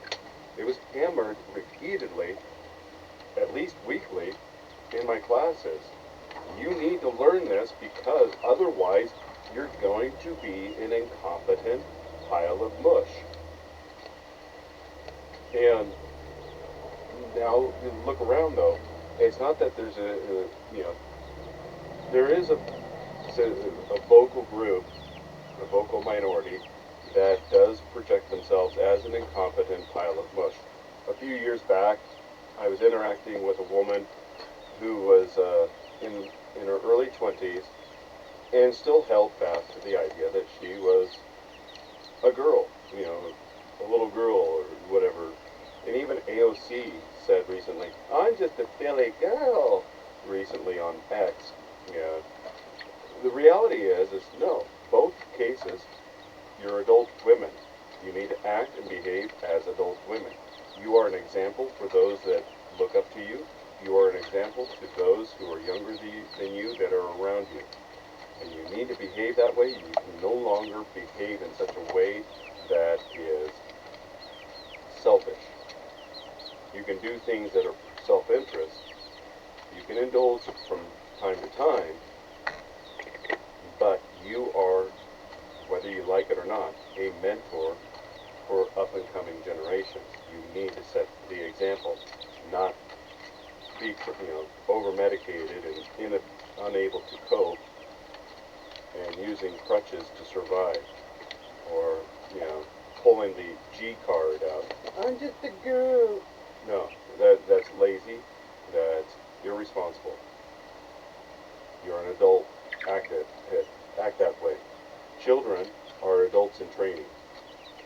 They need quality examples of which to emulate. That's how you postpone this collapse. That's how you rebuild it. But we turned our government regulatory systems over to Karens. I was going to say overzealous Karens, but just saying Karen is overzealous, is already implied by the name, and ineffective, inefficient with their zealotry.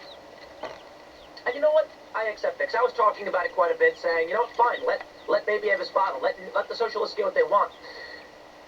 But it will just entrench itself, and it won't stop. Now, in this instance, it's isolated to the cities, but it's expanding. Chicago voted in a socialist, and everyone's pissed off. Maybe in the next election things will change, but I doubt it. New York City's voting leftist every single time, and it's only going further and further. It's almost like as they fall off the cliff, they argue that they're actually just not falling fast enough and to do everything they can to speed things up. They seem to be in this system of belief that they're just not communist enough, and if they only try again, maybe they'll succeed. All right. So let's talk about all of that and the breakdown. There you go. Of what's currently going on. Good The job, state of the ladies. Democratic Party and my friends, yes, of course, communism on the rise in these United States. The next generation is going to be oh so insane. And you're going to have a right-leaning younger faction with a communist-leaning left faction. And, I'll just put it this way. I got a segment coming up later. There's a viral video of some woman, a leftist, of course, calling for the murder of ICE agents, but telling people to do it. telling them to get guns and go and do it. I imagine she'll get arrested, but the sentiment is growing. So when this generation is the older generation in politics, There you go. what do you think they're going to be doing? We've already seen Sorry Democrats about go that. after Donald Trump with false criminal charges, false felonies, false accusations of rape. They arrested his lawyers and raided his home. One of the earliest videos I did was reading through an article that profiled that case, and just the amount of restrictions they put on his defense, the amount of fake evidence that they allowed. I mean, you take one look at this woman, nobody is doing anything with her. I say that, but then I see how beer-goggled some of the men I know have been willing to, but the storyline, her whole story is a story. It came off of a freaking crime drama TV show. I don't know how long, it was maybe a year and a half ago, maybe 2 years ago. It was one of the first videos I did because I was just reading directly the news, to try to promote a neutral presentation of the information, and I was just astounded by the case. I was like, wow, this is just, I would be furious if I was in that situation. And then fast forward a couple of years, and you hear that it hasn't improved, that everyday men, such as Daniel Pearson, are being victimized on that same level by, at least Aniela Yuramova, if you like fat chicks, she's okay. She looks better than that old hag bag that accused President Trump. But it doesn't make it right. It doesn't make it better. It's still vile. It's disgusting. It's evil. And there's far too many men that, and I say men, I mean boys, as in underage boys, and men that are victimized by this nonsense. So everything that I've said about you need to find the purpose, you need to write down your 5-year plan and how you're going to, what steps you're going to take to achieve that, making your bed, and then expanding your circle outward as things become more routine. That's the frustrating part, is the false allegation aspect of society.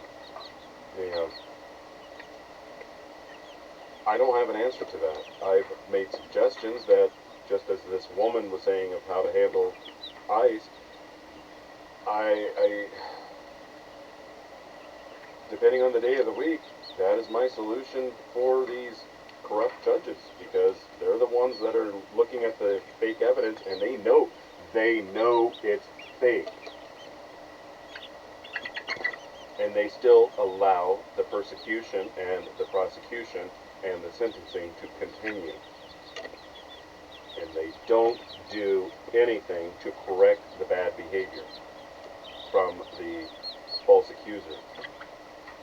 I don't have an answer to that other than isolate yourself away, from such poisons. And by isolating yourself away, I don't mean be isolated. I mean insulate. Keep your circle tight and know who it is that is in your circle, and keep it to other tradescrafts. If you have a skill as a mechanic, interact with the builder. If you're the builder, interact with the plumber. If you're the plumber, interact with the electrician. Keep your circle tight, keep it functional, trade amongst yourselves. That way you know that that interdependency for each other's abilities and success is your insurance policy to keep any potentiality for a false accusation from appearing. That I would suspect would be your insurance policy on that. Alright, I gotta finish up. I got the chicken silo refilled, and I got their water silo refilled, and then it slipped off of its base. I'm running out of 3D printer spools, it's a cardboard spool, so the first time it had water spill over, it made it non-functional. And I looked at, where they're at. A 5-gallon bucket is too big, but perhaps I should get one with a stand, like a 1 gallon. Put a 1 gallon bucket on a stand, on a pedestal, with the little beak tappers. The local feed store has them for like a half dozen for $9. And of course, if you go online, you can find similar, the beak tapping cups, but still required to purchase the, the 1 to 5 gallon buckets. I think that's what I'm going to need to do. Is even looking at it right now, I don't know that this is going to stay stable for them. They're very aggressive with getting their water, and I don't like the idea of leaving animals. There was a power outage. I don't know how long the power was out yesterday, but I came home to find the paper shredder and the security camera screen were off, and the background videos were playing, and the heat lamp was on, and the air conditioning is still on. You got a heat lamp and air conditioning? Yeah, yeah, because the heat lamp puts out way too much heat for me and the cats, but it puts out the right amount for the chickens. But now that today is July, I suspect, it's the 1st of July, and it's supposed to be 90-something. I don't like leaving animals for any length of time without access to water, so I need to make certain this is shored up. And they're being very, very excited around their water silo, so I don't know. And I can't put it in a dish because they'll poop in the dish, because it'll drop down from the ramp, because they walk across the ramp from one mezzanine to the other. So if I put it under that, they'll poop on it. If they're on the mezzanine, there's cardboard across the mezzanine, but there's certain areas that doesn't have the cardboard, and then they peck at the cardboard and poke holes in it. So then that, of course, the poop filters down.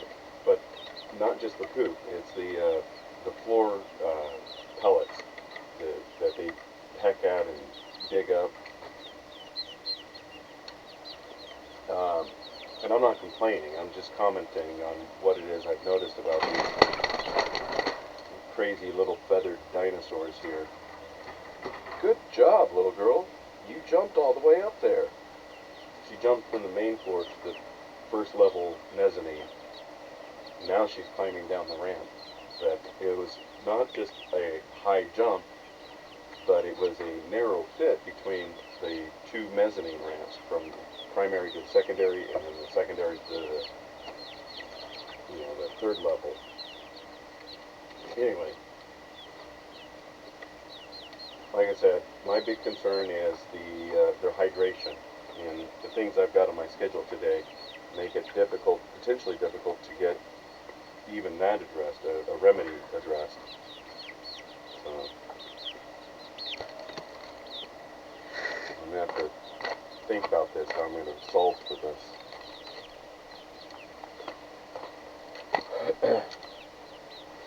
Alright, ladies, let me move that spool over to that cavity area that you dug out.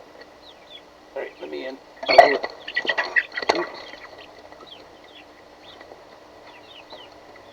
See if I can get this stable.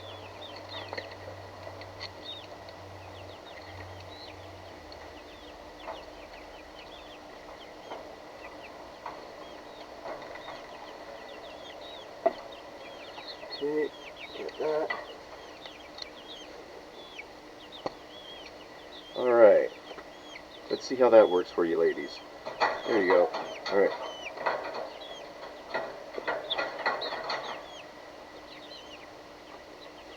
So the camera is not focused on that because the cardboard on the third level, the second mezzanine, blocks it because of the bird droppings, the chicken droppings.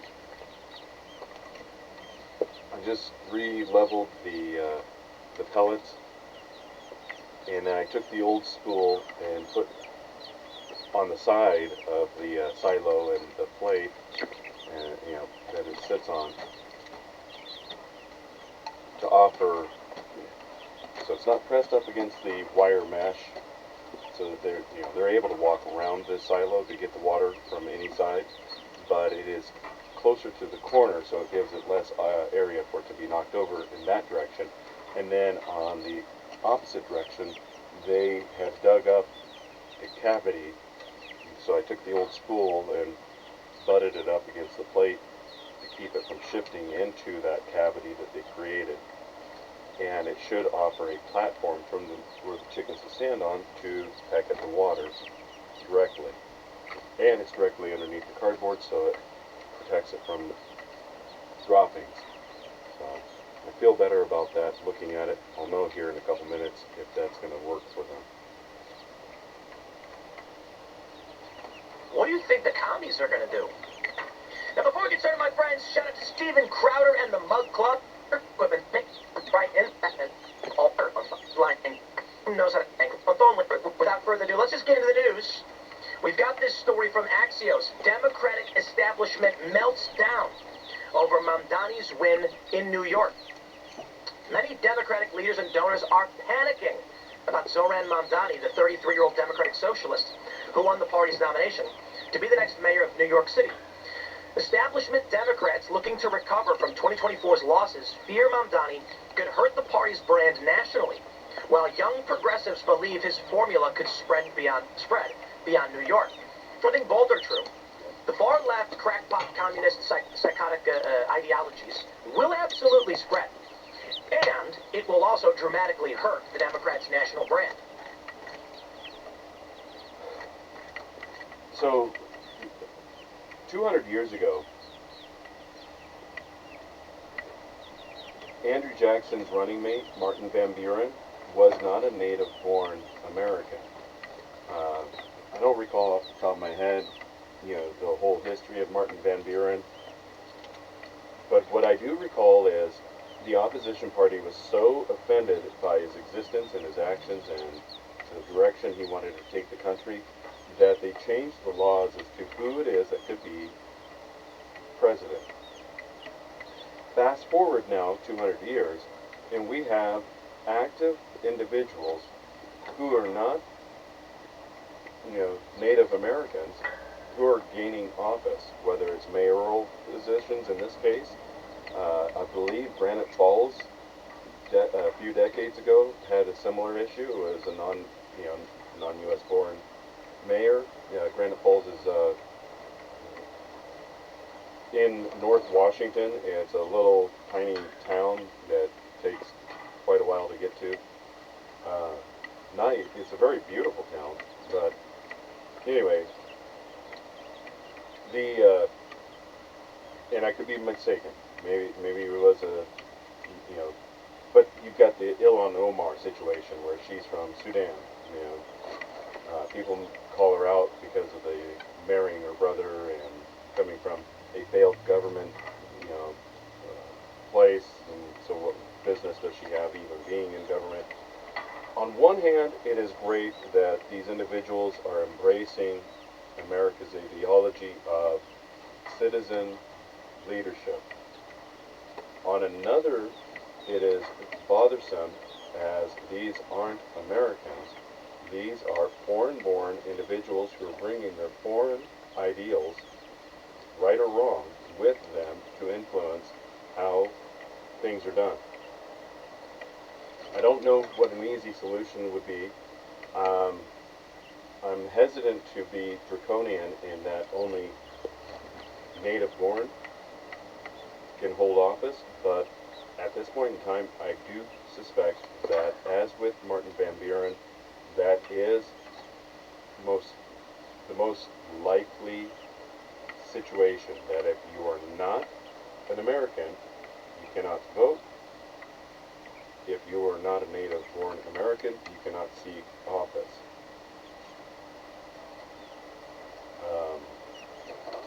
I don't know. It's not going to, my opinion is most likely not going to gain traction because I'm just an old man in a tiny, apartment, speaking over the antics of chickens. Unfortunately, though, no matter where I'm at, whether it is in a small apartment or on, where my house was at originally,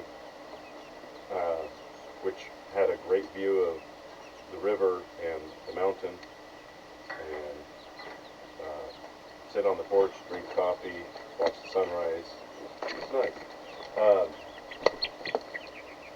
And where I end up, again, will probably be something more akin to the previous. But no matter where I was, where I am, or where I will be, this government overreach, this communist takeover, will affect not just me, but my animals. Shepherdess. If you don't follow the shepherdess on these platforms, she's amazing. She's been detailing the miller's milk contracts issued a year ago that Robert Barnes was representing, because he had private contracts to do milk, but the state government came in and shut it down. She's documented the chicken cullings, which now I'm emotionally invested in that regard. And that is a significant portion behind them being inside, not just because of their youth, but because of my desire to protect them. And my neighbor and colleague, who used his welding skills and tools to further protect my investment, my emotional support. Because originally I was going to put them in a 10x6 kennel, or a coop outside, but then I was like, well, that's very exposed to people that could be driving by, and I've seen videos of cullings, and I'm not going to put these young ladies at risk. I'm going to do everything I can to protect them as much as I protect the cats. I think I told you in the previous video, I'm very security focused. Alright, so the long arm of communism is, oh, what a nice thing you have, it's mine. And even if it is whether it's to seek to take or it's to seek to destroy, it is that mindset, no matter what. It is that mindset, and it is one that, no matter where you're at, in town, in an apartment, on your own property, or desperately rural. In Oregon, for example, they had frickin' satellite imaging, drone flying, the neighbor tip line, because of people having their own gardens and small family farms. I can't remember the gentleman's name, but he had videos where he was documenting the absurd levels of rebuilding for this concrete drainage. It was just the amount of money that would go into that, and that had to be done by a contractor, not just by yourself, in order to be rated. It was just obscene. And then in October, Oregon walked away from it. But then on top of it, they're trying to meter private water wells. It's a private water well. What right do they have? And it's going to impact rural Oregonians. This can't be allowed to persist. But I haven't spoke about it. I recently attended a lecture by Dr. Frank. And if you're not familiar with Dr. Frank, just type him into type in Dr. Frank, election integrity, statistician, and you should find some reference. And in a future video, I'll incorporate the lessons that he discussed at his 90-minute plus presentation. It's very informative. He tracks the data, but I don't want to get in the weeds with that. I'll come back to it in the future. Here's how it works. As a funny meme, and I'll be a little crude with it. So I hope you guys earmuffs if you got kids listening. But there's a funny meme where it's like, in 1990, some dude has a, I'll keep it family friendly, has a proclivity for toasters, if you know what I'm saying. And his dad whacks him in the back of the head and says, knock it off, you weirdo. And he does. In 2025, a kid, teenager with a proclivity for toasters, goes online, finds an online community of wackaloons from all over the world where they come together and convene over their love for toasters, if you know what I'm saying. This ties in very well with what Legion of Men, Bo Refek, was profiling with Dr. Peterson in his interview. I don't know who the man was, but he cited Mr. Reeves, work, on boys. But this is what was described directly, and that is the father figure calling you out, saying, yep, you're my child, I love you, but you can do better. Yeah. Alright, so what Tim Pool is describing here is back in the 90s, you'd have the whack on the back of the head. Come on, do better. I know you can do better.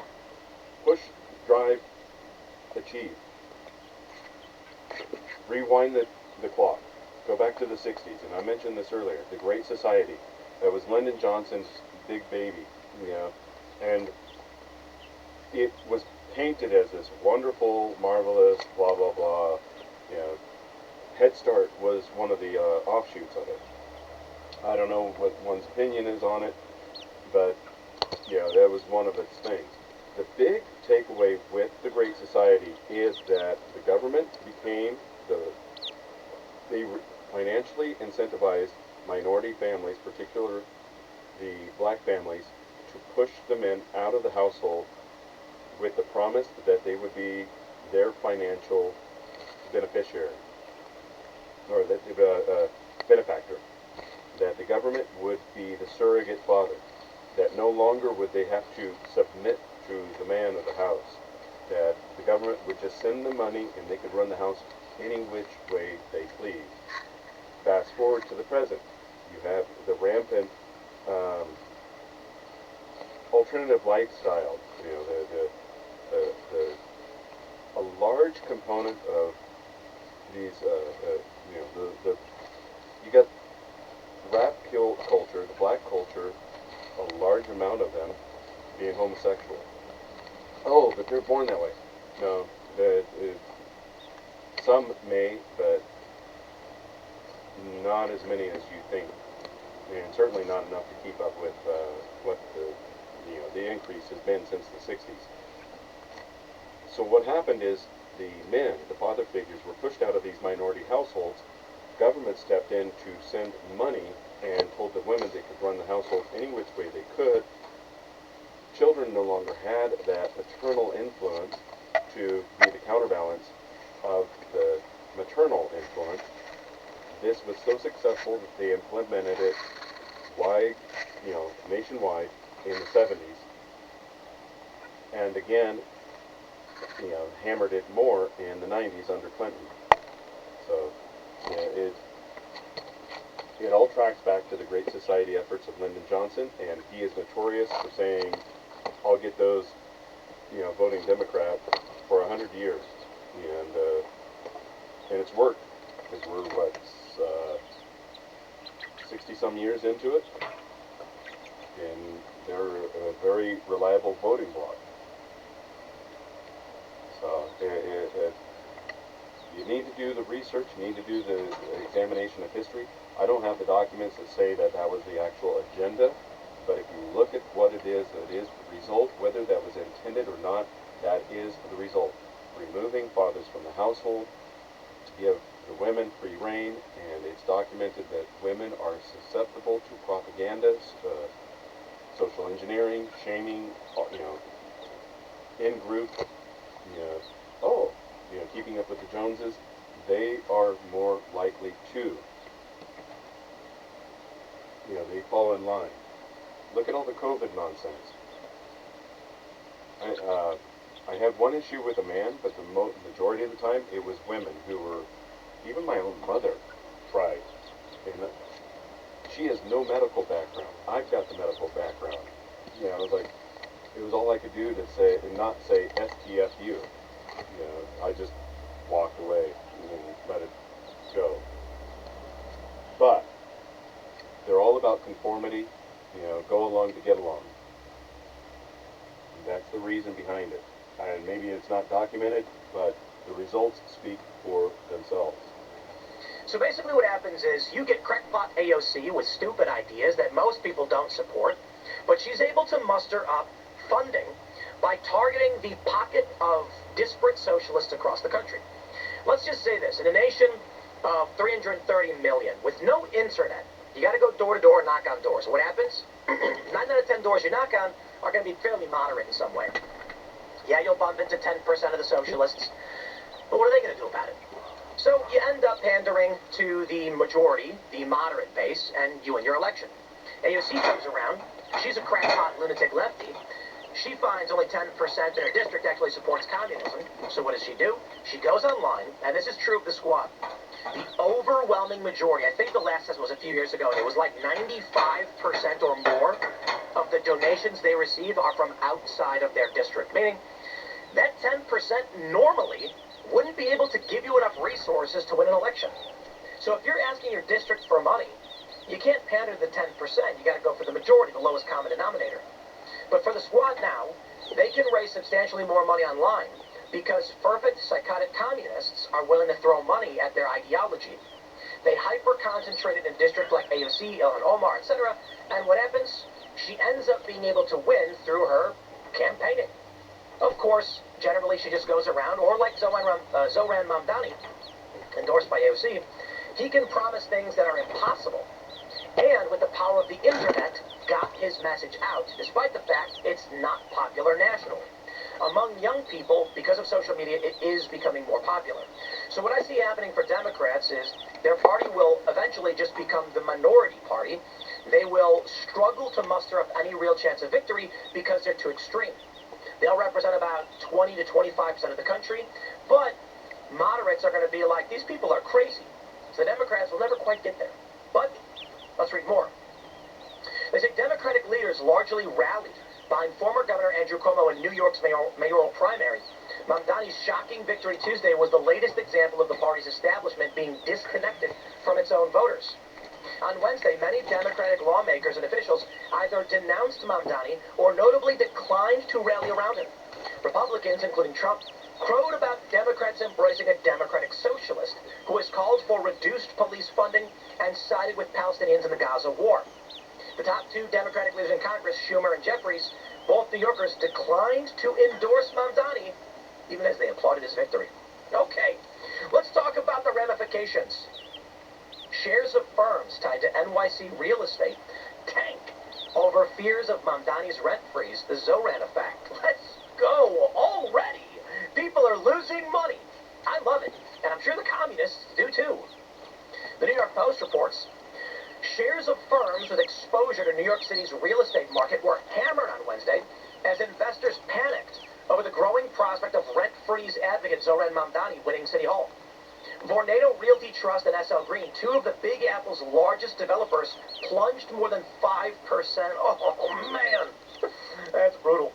There's also Trinity Church, which is like one of the largest real estate owners in the city or the country, and I wonder how their holdings are doing. Other real estate investment trusts with heavy ties to the city also suffered. Equity Residential and Empire State Realty Trust fell 3% and 4% respectively. LXP Industrial Trust was down 2.5%.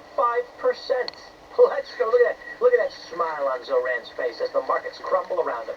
Hey, man, if you guys don't know much about New York in the 70s, wait till you get a load of this guy. Investors also sold off shares in New York's banks with major real estate portfolios. Flagstar Financial and Dime Community Bank fell 5% and 4% respectively, while Flushing Financial slipped 3%. Flagstar, formerly known as New York Community Bancorp, and Dime Community have major exposure to rent-regulated multifamily homes, I'm assuming in New York, according to analysts. Mamdani, the 33-year-old self-avowed democratic socialist, which, let's be real, literally just means he's a socialist, has vowed to freeze rent on all rent-stabilized apartments in the Big Apple. Analysts have warned the move could hurt building owners already grappling with higher costs, as constraints on their ability to raise rents might make it more difficult for some to repay their debt. Politicians continue to march down a perilous path for rent-regulated multifamily. Rent-regulated multifamily? Is there a word there? You're describing something. With allowable rent increases lagging expense growth, brokerage Stevens said.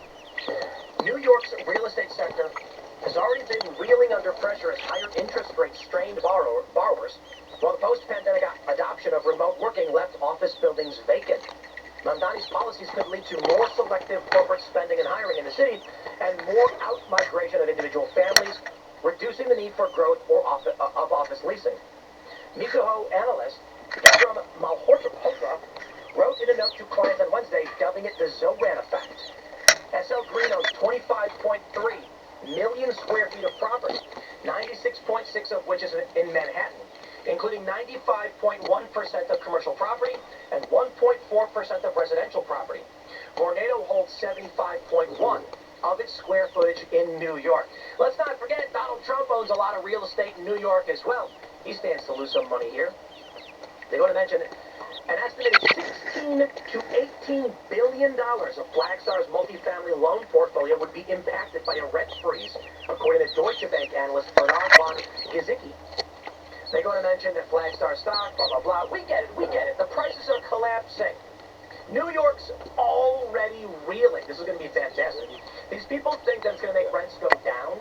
No. And it's going to be better for their state. It's not. Now, don't get me wrong, there are problems. Zoran's got a viral video. One of these days I'll talk about my experiences being a rental property owner. I didn't have a lot. I only had roughly 3 units, 1 duplex and my house. And the lessons I learned were, the long and short of it is, it was a traumatizing experience that has made it so that I never wanted to do rental property again for a good 10, 15 years. The one thing that is very, very, very realistic, and that is, if you have alternatives, why will somebody pay $1,000 when they can pay $600? Especially if they have amenities. Yeah, your $1,000 unit may have a fenced backyard and an attached garage and paved front parking, complimentary washer and dryer, and that's there with in the unit. But if the alternative is an on-site laundry facility, a swimming pool, a workout room with weights and exercise equipment,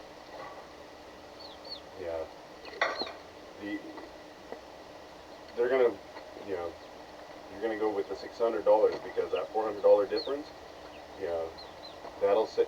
Even if you're paying for the laundry use, you're still saving money. And anyway, I don't want to get too deep into it, but doing rents, being rental property, is very exhausting because you're having to sometimes track down your renters to find out the reason they haven't paid.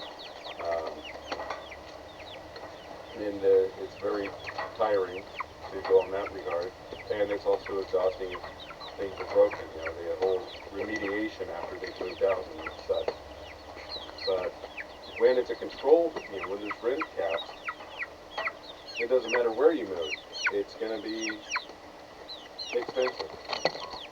At least with the market the way it is, well, up until 5 years ago, it was competitive. This last 5 years has artificially inflated it beyond ridiculous.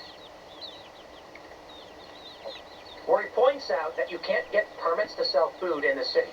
So what happens is these halal carts, they call them, and I used to eat this stuff all the time. It's amazing. They chop the chicken up, they put it over rice, some tzatziki sauce, $10. And this is how the dude wins. He goes to the guy and he says, how much does it cost? They go, $10. He asks a bunch of guys, says, why? And they say, we've got to pay the permit owner a share of all the money we make every month.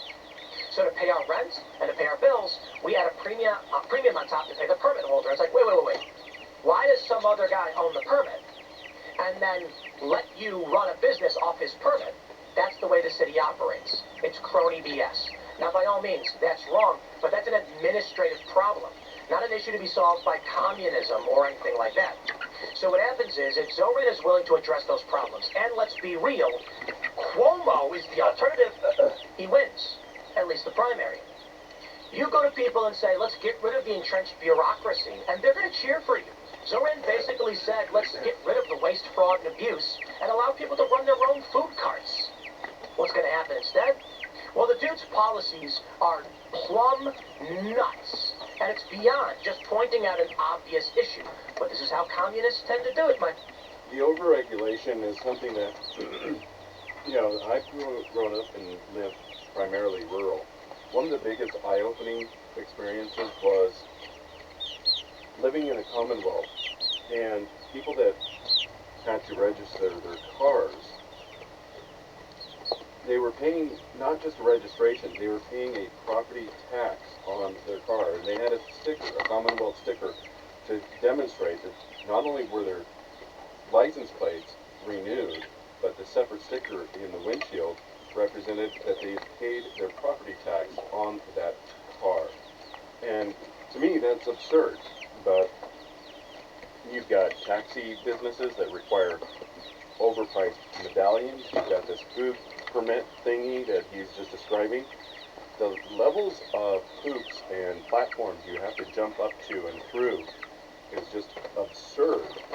And again, I grew up in a rural area, and I find a lot of this stuff not only repulsive, I find it foreign, but then I find it also repulsive.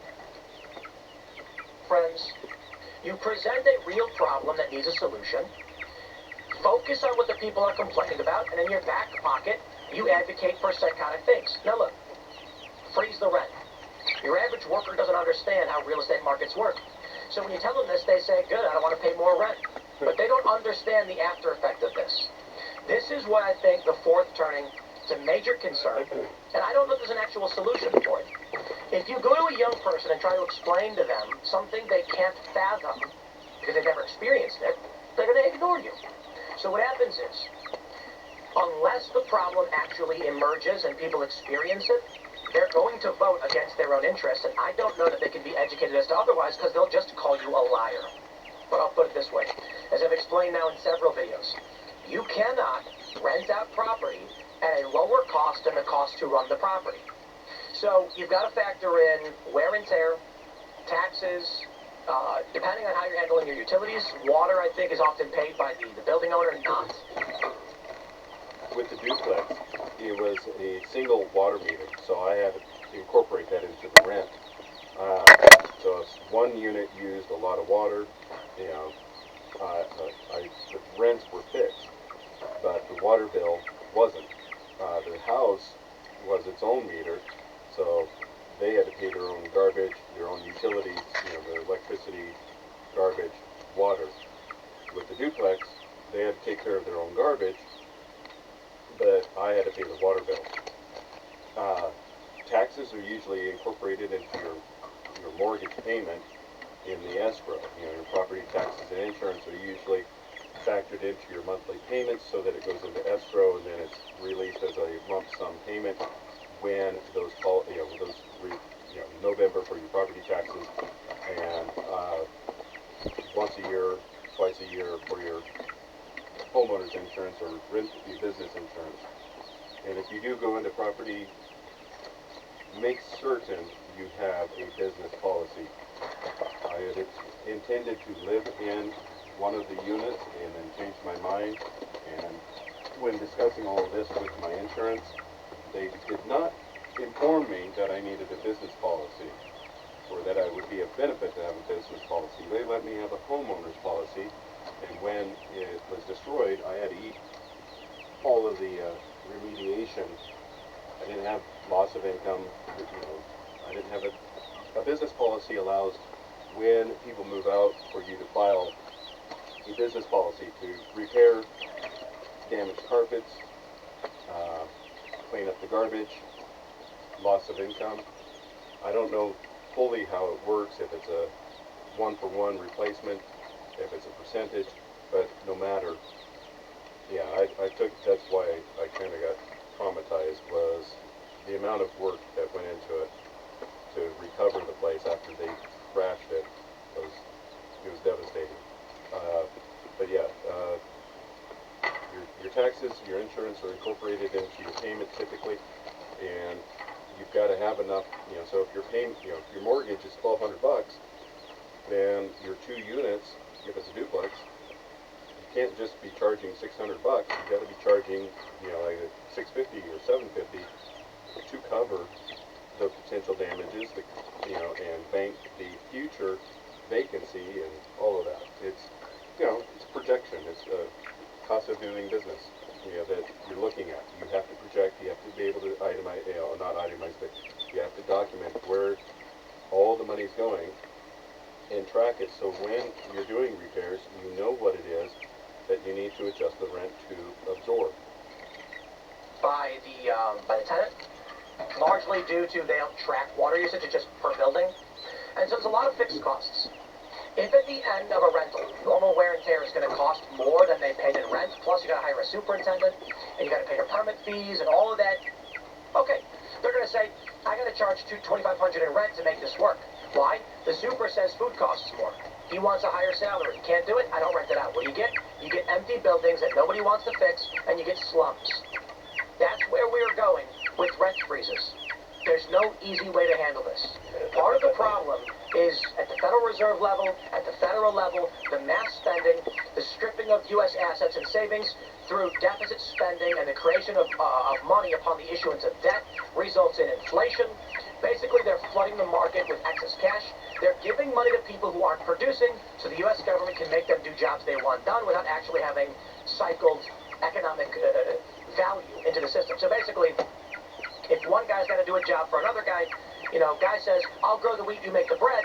The U.S. government comes in and says, we're going to make money, do literal nothing, and buy the bread. So now there's a deficit of labor going into the system. So it's not all New York's fault this stuff happens. Federal government has a big problem. Now he also wants to freeze. He wants to create grocery stores run by the government, which is going to drive away these Gristedes. This guy John Katsibatitis says he's going to get rid of his supermarkets there. We talked about this the other day, which of course is going to create bread lines. I'll give you the simple version. I think the real challenge that we're facing right now is that communism is on the rise. I can break down all of his policies as I did yesterday, explain why he's nuts and why it's going to burn down New York. But the reality is, young people are increasingly communist. And what does that mean? When communists get power and invariably destroy everything, they just lie again. And if you're stupid enough to believe the first lies of communism, you're going to believe the second lies of communism. Hence, you'll get Venezuela. What happens with Venezuela? They call it the revolution. Even though they've been the entrenched bureaucratic government now for decades, they say they are the revolution. When problems arise, Maduro or whoever just says it is the enemies of the revolution that are causing the problems. And if only we had more socialism, things would be better off. Communists and socialists in the United States say Venezuela is only doing poorly because of capitalist interference. Or as Zoran Mamdani said, taxation isn't theft, capitalism is. But what is capitalism defined as? Communism, socialism, they're two sides of the same coin, basically. Socialism is the economic system and communism is the political economic system, so they largely mean the same thing. Socialism typically refers solely to the workers controlling the means of production and the distribution of assets, whereas communism is the political system by which a socialist system is maintained. So it's basically the same thing, right? Because you can't really have one without the other. Well, capitalism is the... Keep in mind, we haven't heard for probably close to a year much about Javier Milei, the South American newly elected president, or not newly now, he's been in office for over a year. There's a reason you haven't heard much about him, because they don't want you to know about the successes he's had. So, with all of this happening, as he's saying, about communism, socialism, keep in mind that that South American country, was it Argentina, that Milei's in charge of, has had an overnight transformation. Within 6 months, boom. And there's a reason you don't hear about it, because even the corporate media doesn't want you to know about it, because they benefit from the corporate socialism aspect of the government handouts and so forth. They don't want you to know of the successes. And it's because they want this virus of commo-socialist ideology to spread. Private trade of goods, meaning an individual has the right to trade their labor for whatever they see fit. In socialism, you don't. Your labor is taken. So let's say you're a genius and you want to work 16 hours a day. I love this. We're in mixed economy in America, and I'm getting fed up with it, to be completely honest. I work 16 hours a day, as most of you know. I do a morning show, we do a skate show, we're planning, we're doing merch, and then we've got administrative, legal, and then I do a nightly show. I'm in bed around 11 p.m. I'm awake around 7 a.m., at work about an hour and a half later, 8:30 to 11. So, you do the math. With a break for lunch in between. So sometimes it's 12, sometimes it's 16, depending on what I gotta do. I have to pay extra taxes. Because of my extra work makes more money, they take more money from me, creating a diminishing return. The more work that I do, the less fruits of my labor I actually get. That's socialism, not capitalism. If we were laissez-faire capitalists, I would just exponentially increase the amount I was generating with my hard work. Now, I'm not a laissez-faire capitalist. I think some government programs, taxation is fine, but socialists want to take it all. Now, here's where it gets funny. From the New York Post, communist group slams Mamdani for deceiving working class and making false promises. Okay. Well, hey, look. We knew they were going to fight with themselves at some point. Let's move on to the bigger threat that I see. Why is Gen Z embracing socialism? Trendy campus slogans ignore the oppression, suffering, and slaughter by communist regimes. It's time to get real about history. Well, my friends, it's a rise of communism, socialism, and also conservatism. So actually, I don't know where I have it. Is it over here? Here we go. Democratic pollsters shocked at Gen Z's conservative shift. Well, The Atlantic says it's a myth of a Gen Z wave. Nah, it's not a myth. We actually are seeing a hyperpolarization. The left is becoming substantially more extreme, and the right is also, I wouldn't say they're becoming more extreme, but they're becoming more entrenched in traditional and conservative values. Not fascism, mind you, but, ladies and gentlemen, from YouGov. Would Americans choose communism or fascism? Fascinatingly, the U.S. today is 2% higher than January of 1939, and fascism is down by 9 points. So in 1939, the question is, if you had to choose between the two, 26% said communism, 48 said don't know or no opinion, and 26 said fascism, a fairly even split. In the UK, 74 said communism, and 26 said fascism. How about them apples? As of today, in the United States, 28% say communism and 17% say fascism. And that's pretty shocking if you ask me. Because communism and fascism both had their negatives, substantially. But communism went on to mass murder more people than any other political ideology in human history, with Mao Zedong having killed more people than any single individual. Don't get me wrong, fascists were bad. And fascism typically does get used to refer to the Nazis, although Nazism and fascism were slightly different. We don't really care, they were aligned, right? And Hitler did a lot of really, really bad things, some of the worst in history as well. Any genocidal maniac has reached that apex of evil. But communists were substantially more successful in mass murder. All right, I got to leave it there. If you want to watch the last 3 minutes, Tim Pool's Timcast news is on Rumble. I have a thing, that I learned somewhere around 15, 20 years ago. I grew up in a household where laundry was just washed, dried, and then dumped on a couch. And dishes were just piled up in a sink and then spread to a counter. And then as I became an adult, I copied those habits. And somewhere in the last 15, 20 years, a light switch, it's changed. I am now the guy that makes his bed. I am the guy that just now washed the singular fork to have it clean so that it's ready to use in the future. I abhor dishes in the sink or an unmade bed. I've got my practical reasons because of the cats and now the chicken dust